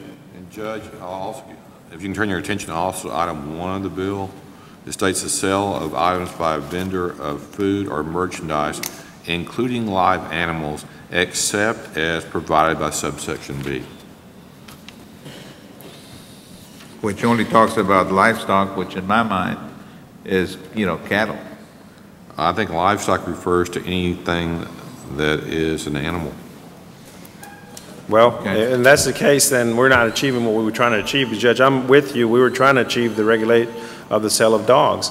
And it was understanding that livestock, when it was written, was for cattle. And that's why they put it in there, because obviously that association wants to be able to still allow the sale of cattle and things like that, but not, the intent is not to allow dogs to be sold on the side of the road. I'm 100% behind that as well, Judge. We don't want to see that either. Okay. And we want to regulate that as well. We're trying to get... Sit down and digest it with Steve and see what he believes it really means. Now, I will get with Steve, Judge. After I get with Steve, I know this is a short notice. There's a hearing on Thursday.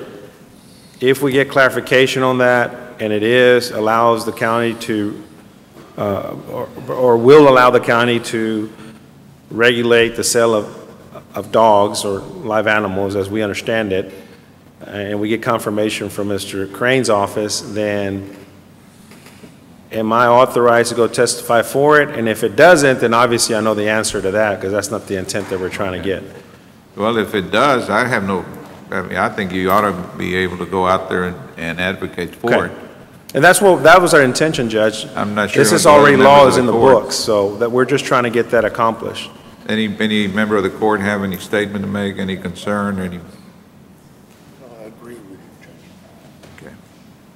Okay. All right, sir. I got my direction. Okay, I'll get with Steve. Thank you, sir.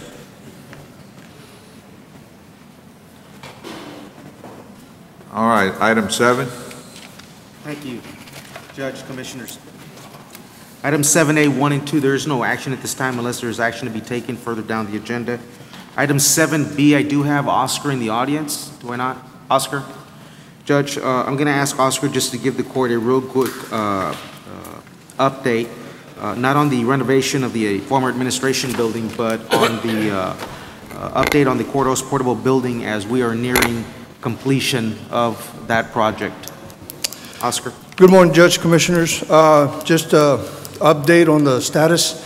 All the materials have been ordered since the approval of the March 26 by the Commissioners Court.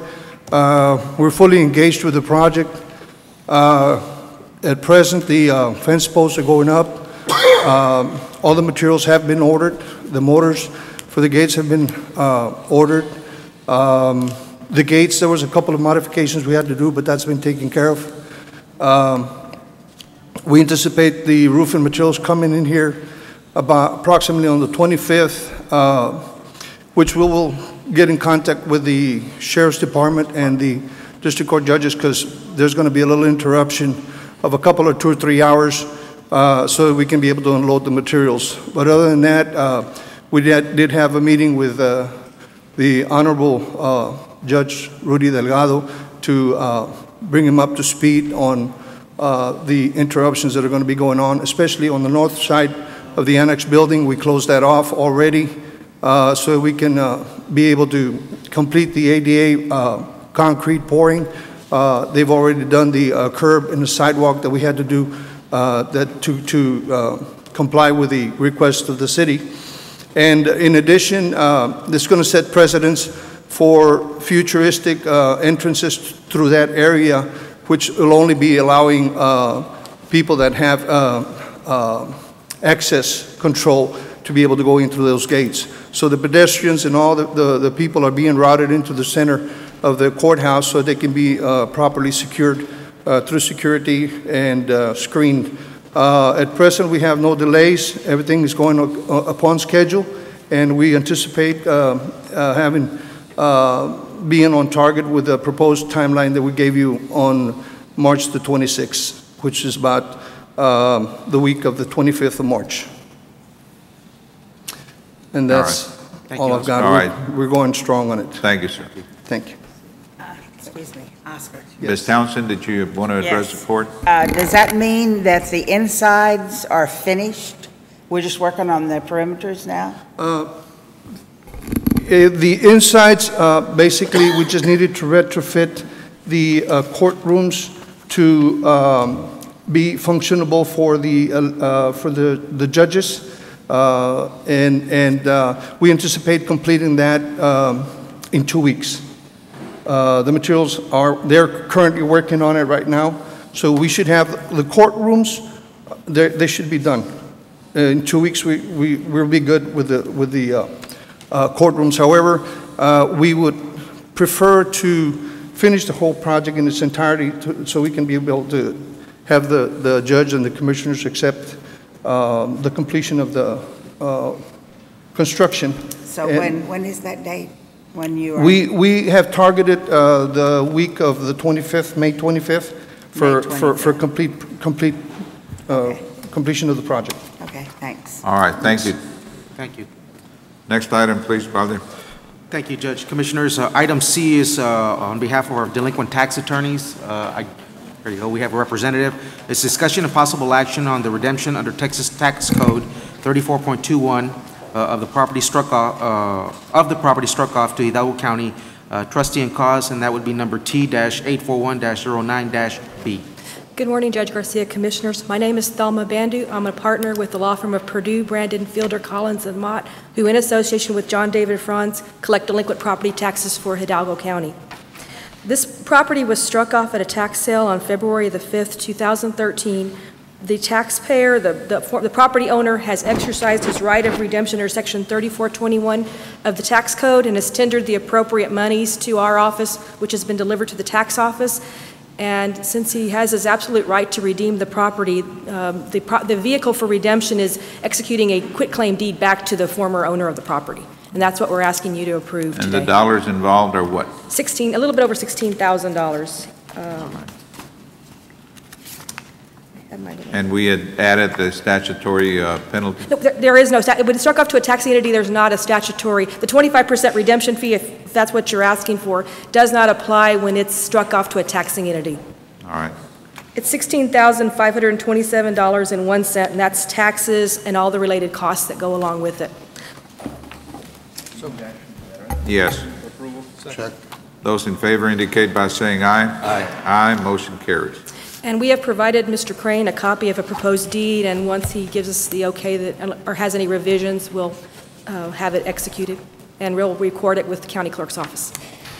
Judge and Commissioners, I don't believe that I should be reviewing that deed. I think it should be the delinquent tax attorneys that review that deed. Okay. They prepared it, and they reviewed it. All right. Okay, well, that's fine. Okay.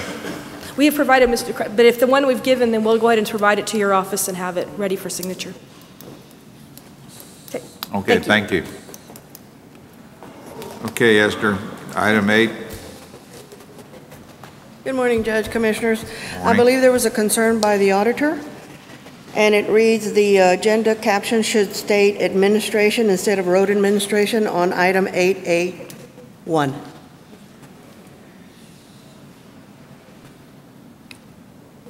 You're trying to just delete those 3 positions? Okay, would you like for me to go on? And creating 4 under 2? It's about $5,500 less.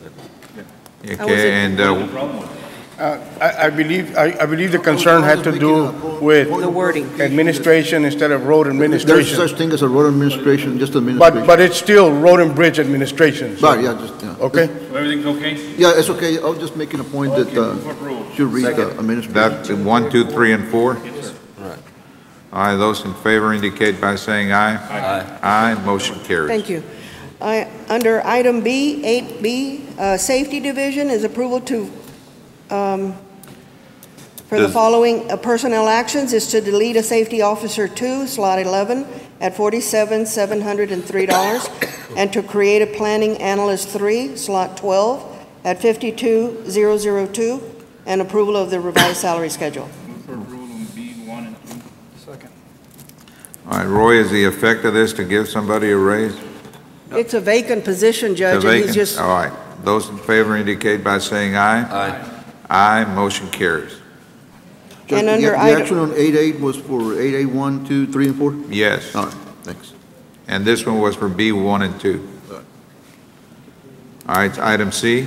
Item C is under Precinct 2 Parks, the approval to create the following temporary part-time positions. There are 4 lifeguards, slots 36, 37, 38, 39, all at $9.75, and 2 attendants, slot 40 and 41 at $8.90. Move for approval of C1, 2, and 3.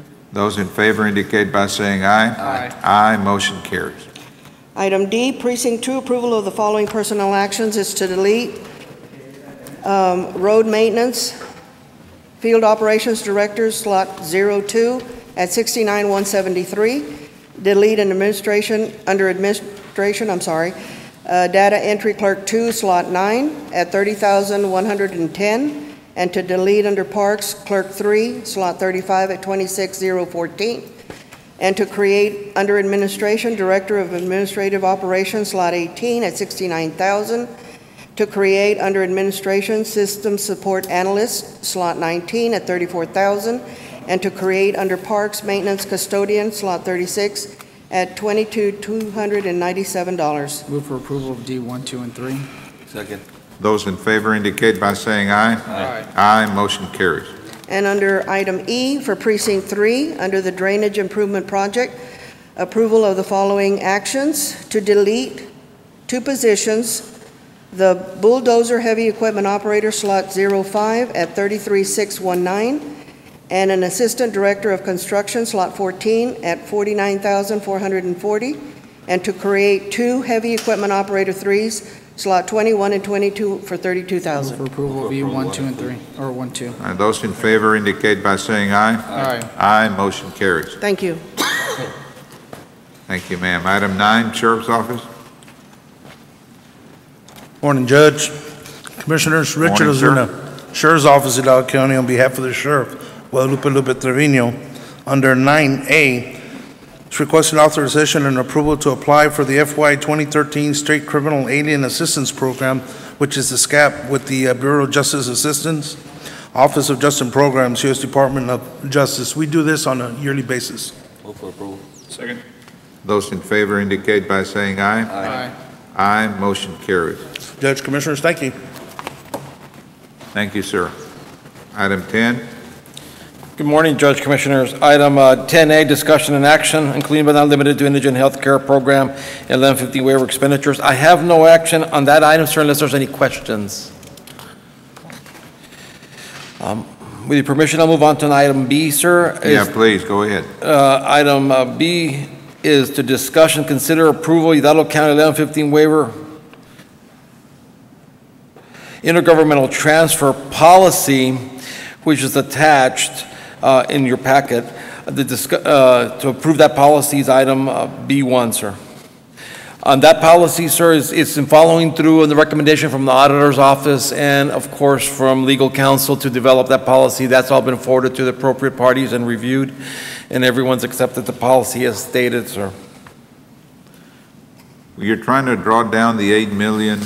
The first part, sir, the policy was as requested, and then the next item is to consider an approval to draw down the 8 million to the county Hidalgo Medicaid supplemental program for escrow account. That's our drawdown. Instead of doing 4 drawdowns a year, we're going to do. Why not do 4? I mean, you're doing it all at once? Well, what happened is that we got in that problem last year. The whole issue that we got into the problem was that the calendar years between the state and the county are different, and then the scheduling was different, and the amount of match was different, so we said might as well just get it done at once. As to 1 and 2? Eddie, I have a question on the second item. The agenda caption reads, "For indigent healthcare expenditures." Is this for UPL? This is for uncompensated care. Okay, that's what I wanted to make sure. So it Uncompensated is for the UPL uncompensated portion? 1115 waiver uncompensated portion? Right. All right, got it. And Mr. Flacio, UPL no longer exists. Right, yeah. Okay. Sorry, I misspoke. Yeah, it's the 1115 waiver. Right. Uncompensated care. Correct. Portion of that. That's right. So, And that's all we have. And just for everyone to know, the uncompensated part of 1115 waiver is the only investment Hidalgo County has in this whole 1115 waiver program. All the rest of the $400+ million, that's other agencies and other governmental agencies, not Hidalgo County. yeah, that's why I wanted to put it for the record. This is only for that portion. So whenever the monies are leveraged and the monies are given back to the hospitals, it's going to be to cover that uncompensated care portion. All right. Correct. That it, sir? Yes, sir. Did you vote on it, sir? Thank you. Sir, I don't know if you voted on the motion, sir. I'm sorry, I thought we had. Motion second. The motion was for 1 and 2 then? Yeah. Right.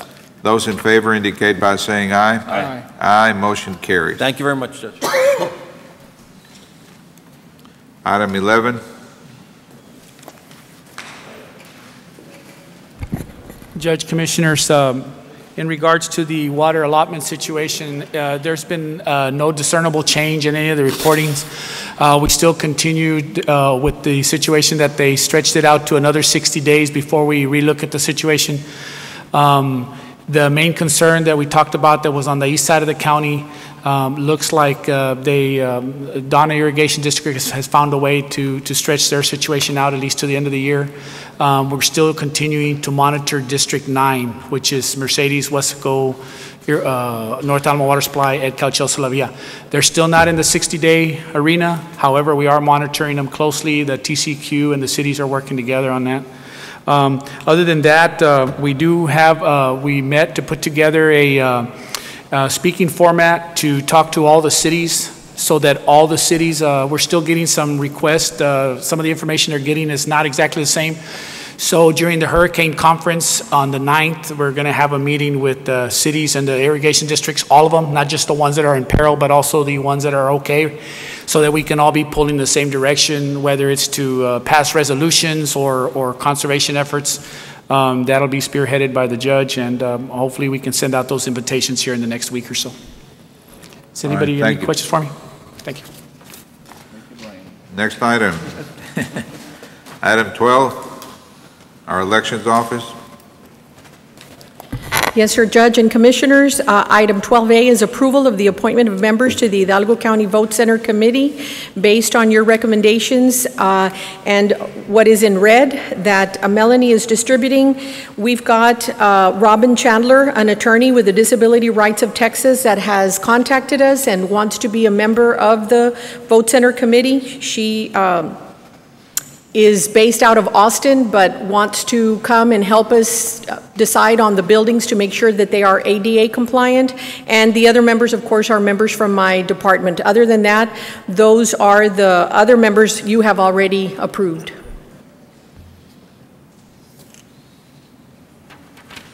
We need to approve this? Yes. Move to approve. Second.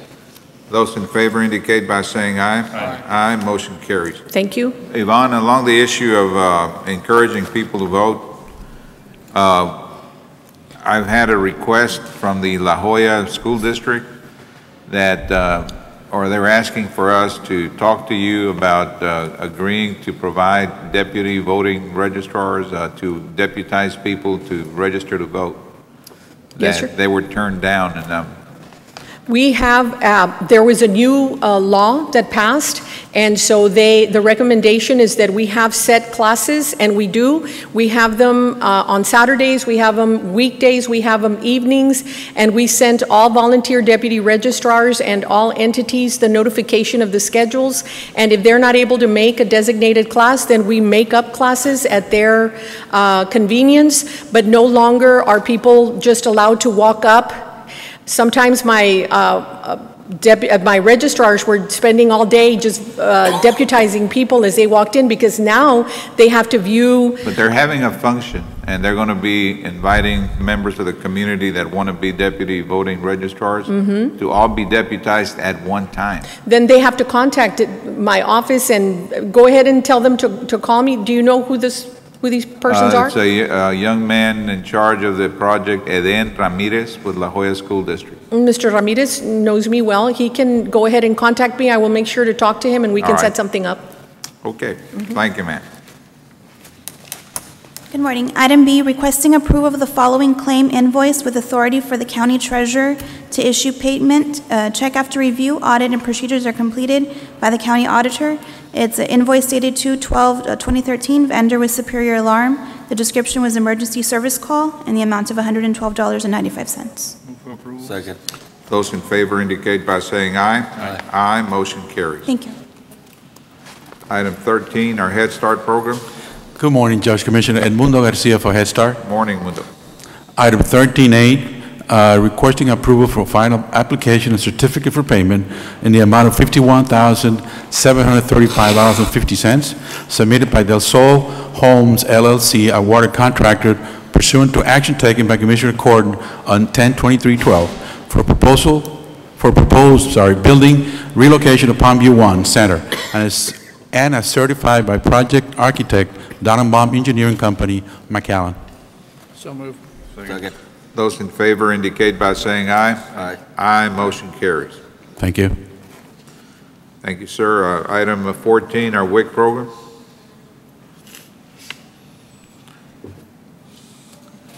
Is Norma here?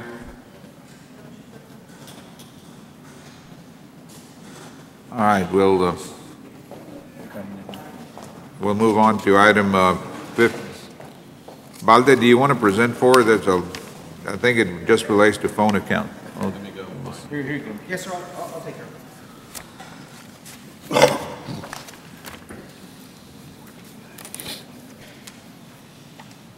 Oh, yes, Judge. For the WIC department, these are some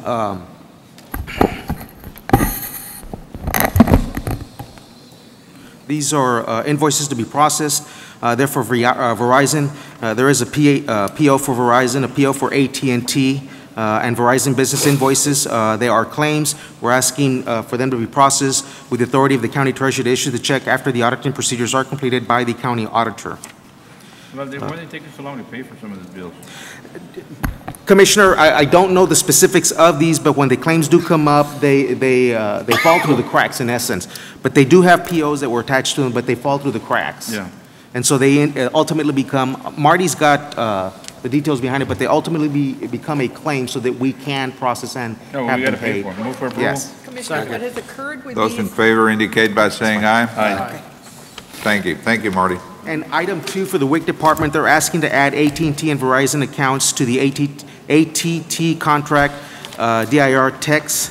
The contract is CTSA-005. You see the vendors there with the appropriate account numbers, their billing dates, and the amounts. So moved.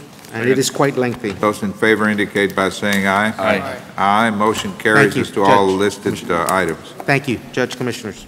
Item 15, Planning Department. Is Raul outside?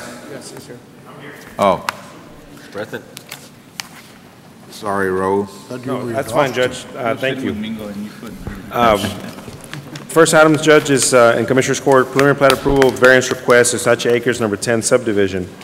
This subdivision is located on Roosevelt, just west of Valverde, precinct 4, and they are proposing to do 52 single-family lot subdivisions. They've got storm sewer, a pipe system. They're widening the existing drainage ditch to accommodate the required detention. and it has been routed to the various county departments and has been reviewed and approved for preliminary. It's also gone to the advisory board, and they recommended preliminary. Now, the variance request, based on the proposed right-of-way width, requires an escrowing for a full section county road of 56 asphalt 60 caliche.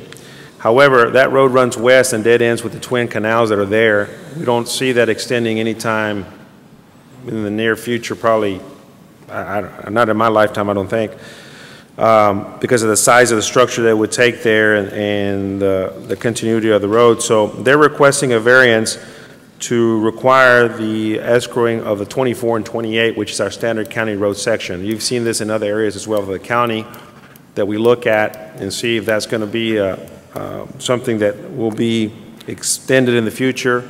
We've granted this variance, or the court has in the past in other areas, and we don't see any objection to this proposed variance request. I am recommending that we allow the escrowing for a county road section 2428, which will be the estimate to build that road section in the front is $89,626.43. So the county, the developer will escrow with the county a third of that, which is $29,875.48. Move for approval. Second. We feel comfortable with that. Those in favor indicate by saying aye. Aye. Aye. Motion carries. The next one is preliminary approval, Cohiba Subdivision Precinct 3. This is 18-lot single-family subdivision. This subdivision was filed early last year, and it's now coming before you for preliminary approval. It has gone through the city of Mission, and we are also has been routed to the various county departments, and we are recommending preliminary approval so they may start the construction of the development. Second.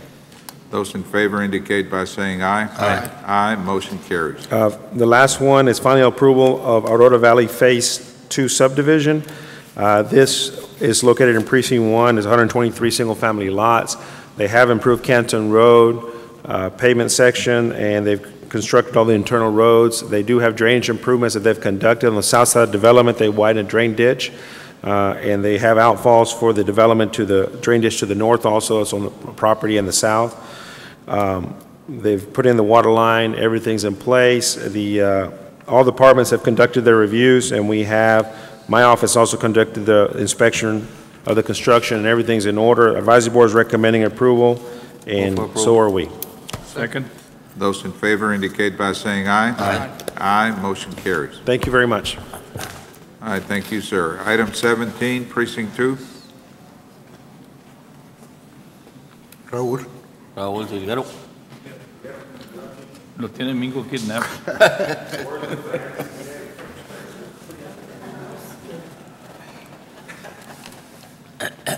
Sorry, Judge, Commissioners. Item 17, Precinct 2, Raúl Silguero, representing Commissioner Palacios, is requesting approval of an interlocal agreement with the City of Hidalgo and the County of Hidalgo for the construction of McCall Road from Dicker to Anaya Road. Move for approval. Second. Those in favor indicate by saying aye. Aye. Aye. Motion carries. Thank you. Item 18, our Budget Office. Morning, Judge, Commissioners. Sergio Cruz, Department of Budget and Management. Item 18A is a status update on Operation Clean Slate. Phase 2 of Operation Clean Slate, which was the Vehicle Registration Denial Program, the scofflaw program, started in October of last year. Since that time, we've generated over just shy of $500,000 in additional fee collections using the scofflaw program. Right now, what we're looking at doing is expanding that program to include county court fines and district court fines, add them into the scofflaw database as well. We're visiting with Mr. Guajardo and Mr. Paul Villarreal, tax assessor collector, trying to get that on board. And we also have looking at bringing municipalities on board as well. We can have municipal governments enter a scofflaw database similar to the one we have, and we would be able to do vehicle registrations, denials on behalf of the municipalities as well. For that, we would charge a service fee for the denial of those services, which would come back to the scofflaw program. But right now, that's still under development. We do have several cities that are interested in getting that on board. However, we're looking at what type of cost figures would be associated with that. One of the things that we have encountered was, and we had expected, was the increased lines for the vehicle registrations. Last month, Mr. Villarreal implemented a pilot program where he has in the Edinburgh location currently he has a pre-clearing center, whereas people that are coming to register their vehicles go to this to the clerks first, two clerks that are designated just to swipe the driver's license to make sure that they don't have any scofflaws. If they do, then they're immediately sent then to the JP's office. That way they don't sit for 30, 40 minutes or whatever the time is, and then be notified of that. So we're doing that as soon as they're walking in the door. We're screening them. It seems to be alleviating a little bit of the congestion there as well. However, right now we only have it in Edinburgh. We are looking to see what the feasibility of it would be to bring it to the other substation locations, and that would also help once we bring in the municipalities, and since we will be adding additional cases that will be scofflawed. The county clerks, the district clerks, I think those are, the number of cases is, I believe, smaller than what we had with the JP cases. However, it will increase the flags. So we're looking at that. We will be having an additional committee meeting this week to explore some of these feasibilities and then bring another report back to court. Does the court have any questions at this time? How much money have we collected since we started? Since we did the vehicle denial, we've $490,000 that we've collected in additional fines and fees. Prior to that, we did have the database. Right. And we've generated, from the numbers that I have here, is $237,000 on just the database alone. That's without the denial of registration. That's when we only opened it up to the public to search their names voluntarily and go pay the fine and fees. So total $728,000 that we've generated to date. Sergio. Yes, sir. What was the amount that was used for the budget numbers? For the scofflaw? Yeah.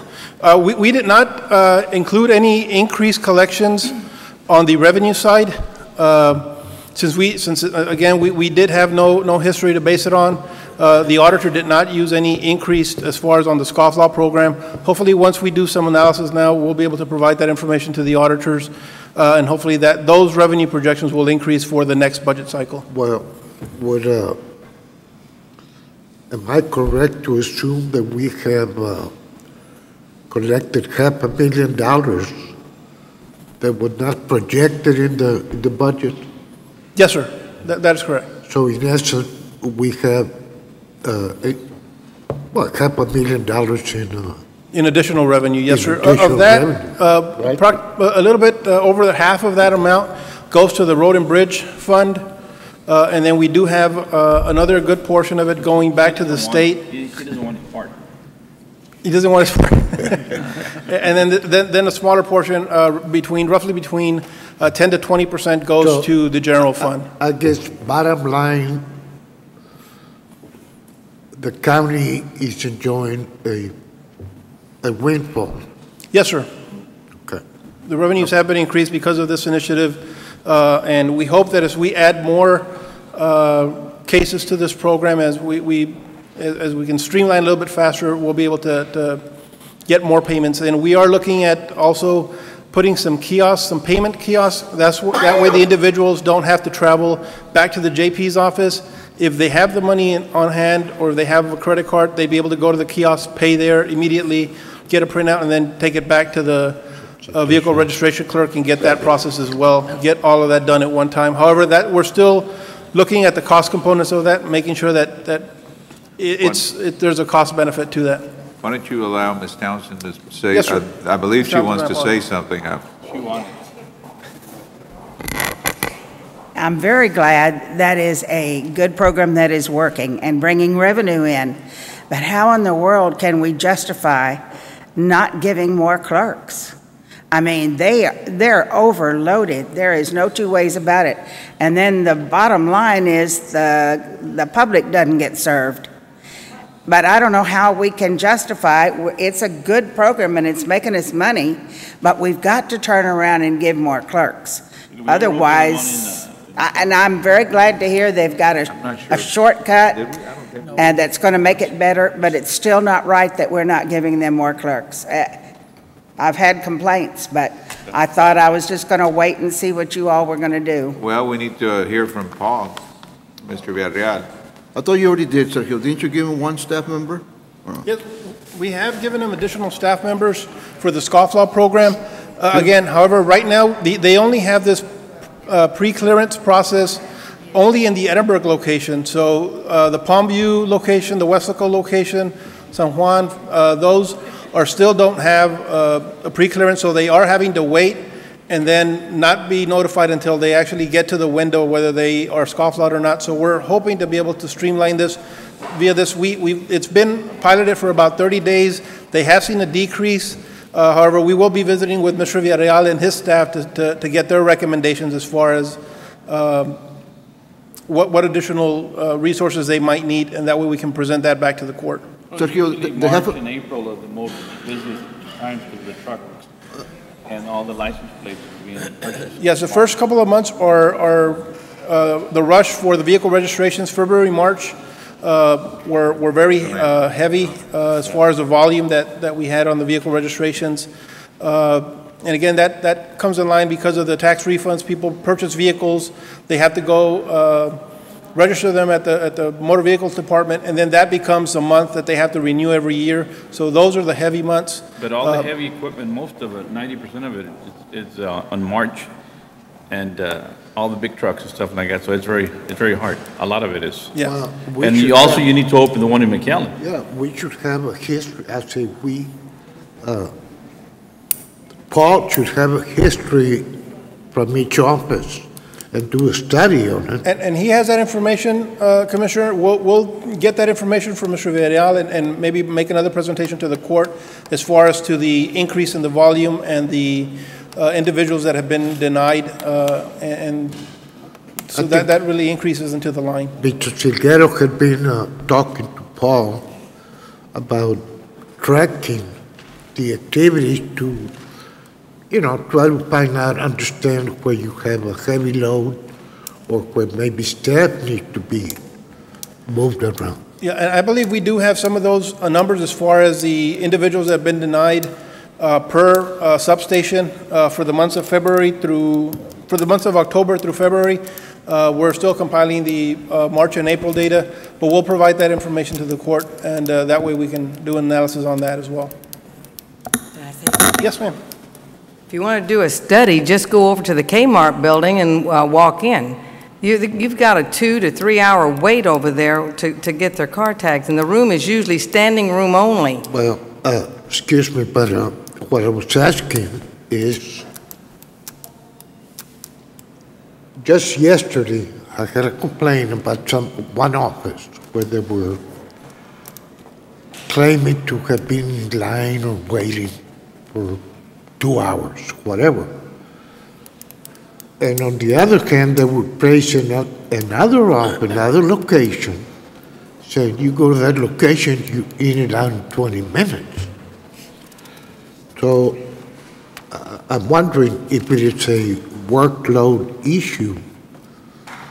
I just know there's a lot of people in there when I go over there, and then usually they ask me, I say, go to precinct 2, there's usually a shorter line. And I know that it is. I've gone over and take pictures. I mean, standing room. They're standing out the door waiting to get in line. And now you're having everybody swipe their driver's license. That makes it even longer waiting. But they're standing in line, and there's not enough chairs. And that's one of the biggest lobbies you've got. Yeah, that's everywhere. Even in Westlaco, it's pretty bad. Sergio, the $500,000, is there in collection fees or what kind of fees are those? On the collection fees, yes, sir. 500 and 200 and some were for the road del. But are those fines that have been collected, or those are collection fees? Those are fines that have been collected. Yeah. Over 959 outstanding fines have been collected using this program. Because not all those monies stay local, right? Some of those monies go to the state. That's correct. So roughly about 10 to 15%, I I want to believe, make goes sure to the that state. Commissioner Palacios understands that not the $500,000 is going to stay in the county. Some That of is it- correct. I think About half of it goes to the a road small and bridge, portion only stays another local. portion goes to the general fund, and then some to the Because state, and they're then for the some state. to special purpose funds such as JP We Technology don't Fund, send them. JP Security Fund. All right. Anything else? That is it, Judge Commissioners. We'll bring back some of those analysis as far as on the number of individuals that are being served per location, bring that back to the court, and also maybe even make that available to the public so that they can see how many individuals are being served at each location. Maybe they can go to a different location if it's convenient for them. Maybe that has a shorter waiting lines. But we'll bring that back to the court. Item 18B1 is approval of 2013 appropriate. Leo.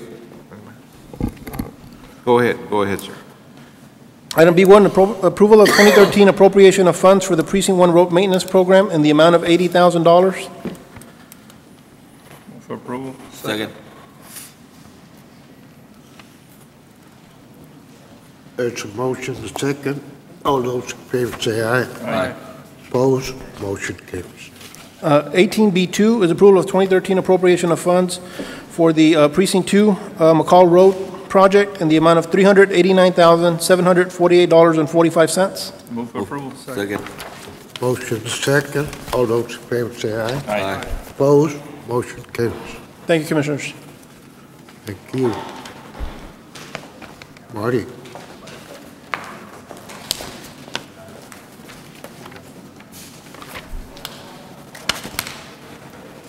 Under 19A, 1, 2, A, B, or C, I have nothing to report or action to be taken. Under item 3, as requested by Patriot Bank lessor. Marty, before you go on, I just wanted to, along that lines of that presentation made by Sergio, we were off a little over 200,000. We were already at about $1 million, Sergio. We're already at about $1 million instead of 700. Yeah, something. that's with combined with everything. Right. He mentioned that. Okay, go ahead, Marty. 900 and something. Yes. Thank you. Patriot Bank's request for acceptance and approval of an amendment to the current lease agreement with Hidalgo County for the office space that houses the Urban County Program to authorize management company Tarantino Properties Incorporated to receive said lease payments. I need action. So moved. That's number 3? That's number 3. Yeah. Move for approval. Second. Those in favor indicate by saying aye. Aye. Aye, motion carries. Item B, this is presentation for consideration, action, and approval to accept proposals from SAIC, the Hidalgo County's membership and participation with Cooperative Purchasing Agreement Co-op, HGAC, for the purposes of assisting Hidalgo County in updating and developing Hidalgo County's hazard mitigation plan in an amount not to exceed $75,000 with authority to issue purchase order. There is a concern by the auditor in that they wish to correct the exact proposal amount. We are just phasing it at no more than the proposal amount. However, HGAC awards its contract under an hourly rate basis, of which I presented a copy to the auditor's office and will to the court reporter. The purchase order is going to specify that under the tasks that are going to be provided to the county, they would have to support that billing through the hourly rates that are permitted under the contract. And that, I think, is your main concern. Well, the concern was twofold, Marty. One was the verification of the pricing. Right, and those are the hourly rates, that's all that's published.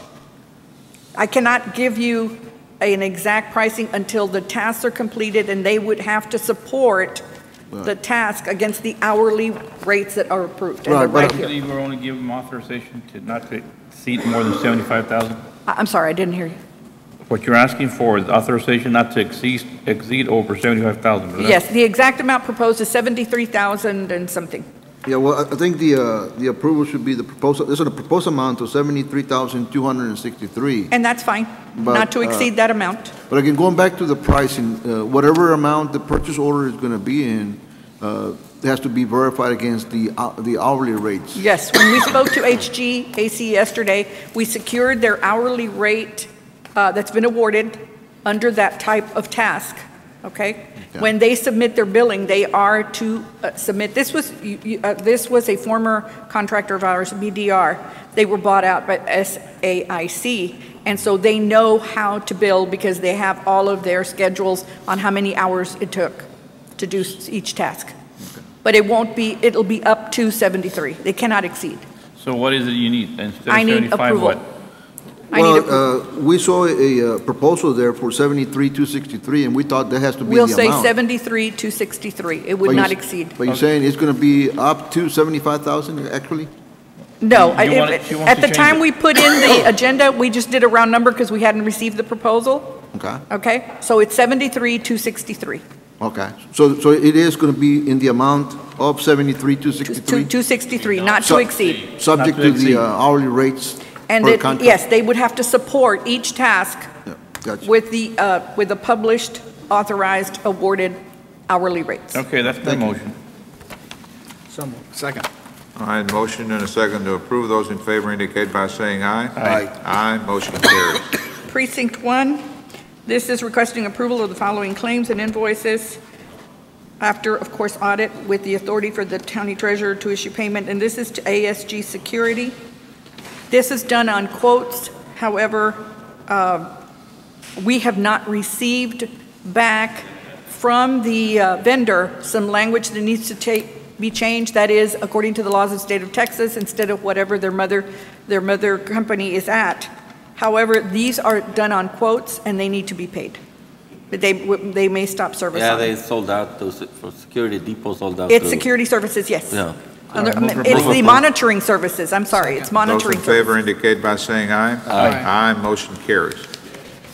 The next item is for Precinct 2, D1, requesting authority to advertise with approval of RFP plans and specs as developed through Raul Cecin, professional engineer for Hidalgo County Number 2, and that would be from, those are the road overlay, curb and gutter improvements for McCall from Dicker to Anaya.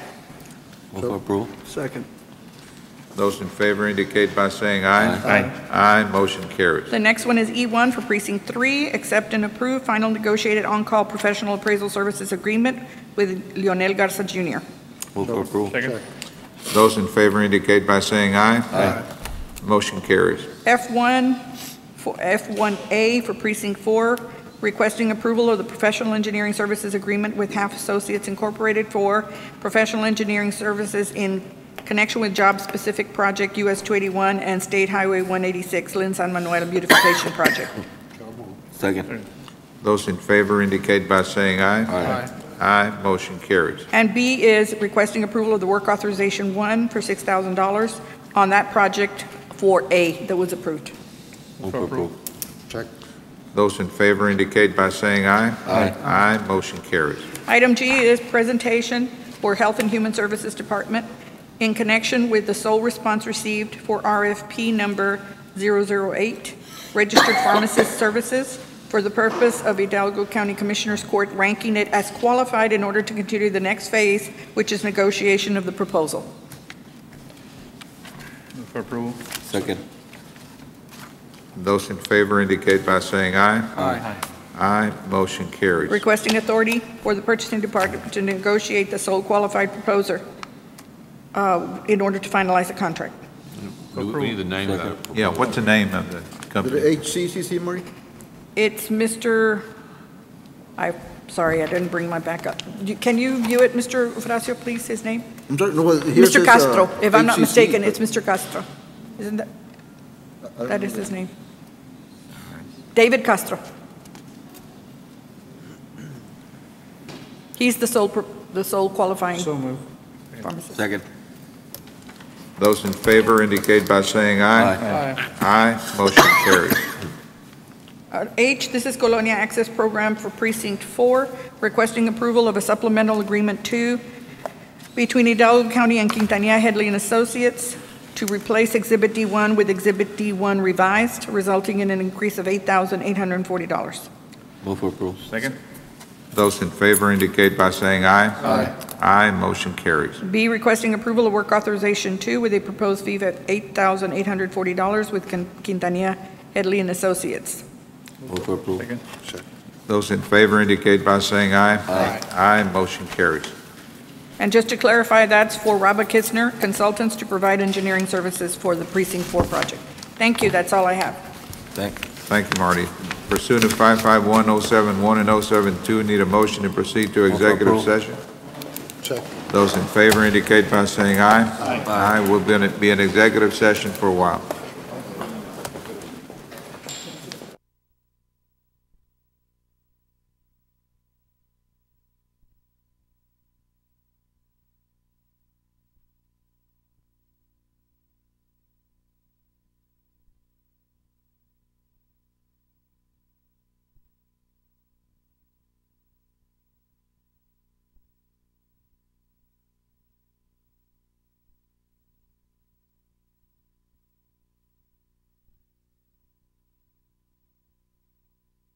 Guerra? Thank you, Judge. Judge Commissioners, under open session 21A, real estate acquisition appropriation the same. There is no action to take. 21B, pending and or potential litigation. Again, there is no action. 21C, potential litigation, electric service provider Reliant sales agreement will proceed as directed. Judge, Commissioners, that's all I have. I'm sorry? A motion and a second to proceed as directed. Move for approval. Okay. Second. Those in favor indicate by saying aye. Aye. Aye, motion carries. Anything else? Colorado. Need a motion to adjourn? So moved. Second. Those in favor indicate by saying aye. Aye. Aye, motion carries. Thank you, gentlemen.